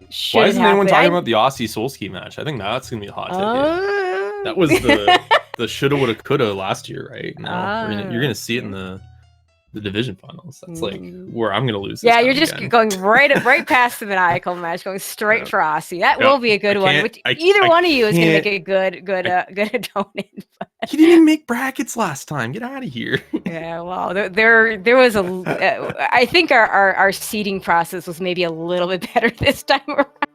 I had Zoast round 1. Hello. Yeah, well, and Maniacal had him. I think round 2. I had to do work, man, to get ahead of that. And then Maniacal also having to play Azure, so you know, I mean, Azure is like literally free plus back in the day, though. He's like 1,000 times better now at the randomizer concept. So he's scary. I just mean though, everyone's good. Everyone's in brackets. No, right? I mean when you look at. Ahead. Yeah, we're getting down to some really good players, and I think it's getting really exciting, and getting down to the players that are really good at both games, which makes me excited to see people that have put time in both games. You're Link to the Past first, but you've put plenty of time into Super Metroid. Nearly made the playoffs in the Randomizer League last fall, so didn't show today, but it was like that Dragon fight was. I thought Cross was gonna belittle me for 5 minutes. I'm actually surprised he didn't. That was like the worst Dragon fight I've ever had. Like even like practice, everything. I was like, what is that actually enough happening during the restream? So Also, I'm pretty sure I got filled it out out. like I'm pretty sure I filled out like 4 bingo cards worth of bonks. Shout outs to getting the spark for what was it, bowling, and then bonking it. Yeah. That was my favorite one. I was say you didn't have that was any a good bonks laugh. either from boots, but yeah, you're talking shine spark bombs. Yeah. Oh yeah. The worst kind. Honestly. Yeah, absolutely. I thought you were So. going for a grapple kill on Dragon.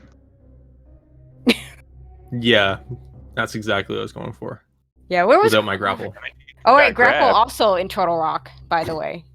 So... You know what was stupid is how I grabbed X-Ray, thinking, I might get charged plasma ahead of that because I know Dre's ahead. Yeah. Oh, I liked your reaction was priceless because first you started missling it or maybe supering, I don't remember, and then you went away from it, and then you're like, no, maybe I'll get plasma. So you went back to it. Yeah. And grabbed it. Not knowing that, I mean, at that time, there was still the possibility of you going into Meridian and getting that plasma beam, but yeah, it was in Watering Hole. Once you found your flippers and your Quake, you were never going there. I hit the space jump a couple times for you, by the way, so.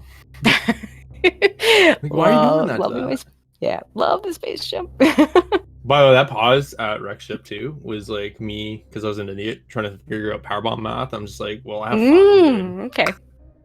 I was like, I just want to make sure because I'm like, that's like the point of no return. If I get soft locked there, I'm like screwed. Yep. So I didn't. Yeah, the number. Yeah, there's like I think it's 3 because you can combine one power bomb if you go up the ramp, which I believe you did. Yeah. And then you need one more to break the statue, and then you need one more to get out. Yep. So the key number is 3. It's like 4 for safety if I didn't have like gravity or anything like that. But yeah, no, it was good. And though I haven't seen it as much lately, but if you ever go back and watch any of the 2017 Super Metroid Randomizer tournament, let's just say there were a few soft locks there. That's what I mean. That's like I've never soft locked there. I know I'm gonna do it once. Like I've almost I've caught myself before I've done it. I was like, I can't do this now, but yeah. Okay.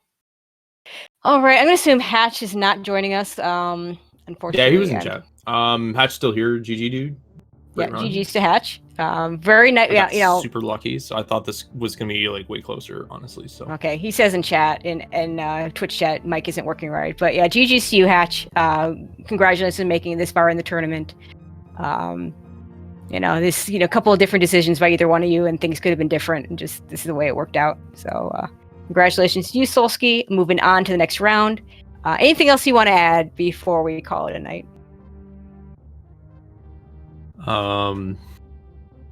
I should maybe stop playing La Mulana on my stream 6 out of 7 days of the week and just start practicing for this tournament again because I haven't had competitive 1v1 for a month. So, Cross good keys, idea. La Mulana.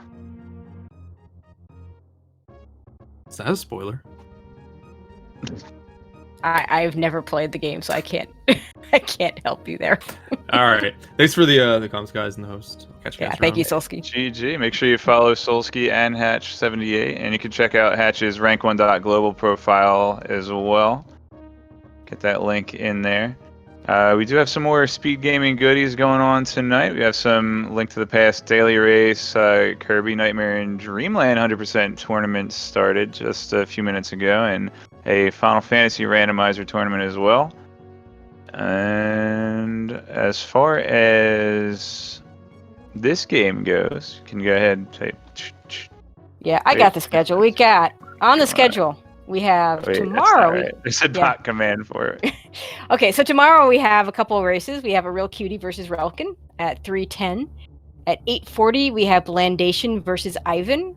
And then we have a little bit of a gap in between. We have on May 26th, that is Tuesday night, we have Alucard 2004 versus Shy Guy, also known as Metroid MST. The note in there, which I think is very interesting, is the Battle of the Keyboard Warriors. So definitely looking forward to that one. Both very good at both games. And then on May 27th, on Wednesday at 8:10 p.m., we have Ninjembro against the aforementioned Ajder. Other matches will be scheduled soon. They should be scheduled soon. Again, if you're... Don't schedule your matches soon, Tracy will find you. That's right. I will find you and I will berate you. No. I will ask Please nicely for you to schedule your matches. Please just schedule your matches. Just make everybody's life that much easier. We are getting a little bit behind on some of the rounds, so we want to want to keep this thing rolling. A lot of great matches to come that need to be scheduled. The other ones that are already scheduled, some really good ones, and looking forward to all of it. But thank you, everyone. Thank you to Cross Product for joining me on commentary. Thank you to our runners, Solski and hatch78. Thank you to Ye Olde Fart Gamer for clicking the buttons behind the scenes. I'm not good at tracking, so always good to have someone doing it for me. Thank you to SpeedGaming for setting this up. And of course, as always, thank you to Miss Metroid for being the main person behind the scenes running this tournament. If it wasn't for her, this tournament would not be happening for sure. And I'm going to leave it to you Cross, to close us out. All right. Thank you as well, Tracy. You can follow the commentators as well if you like, but absolutely follow Solski, follow Hatch, follow the Speed Gaming channels, and we will see you all next adventure. Have a good night.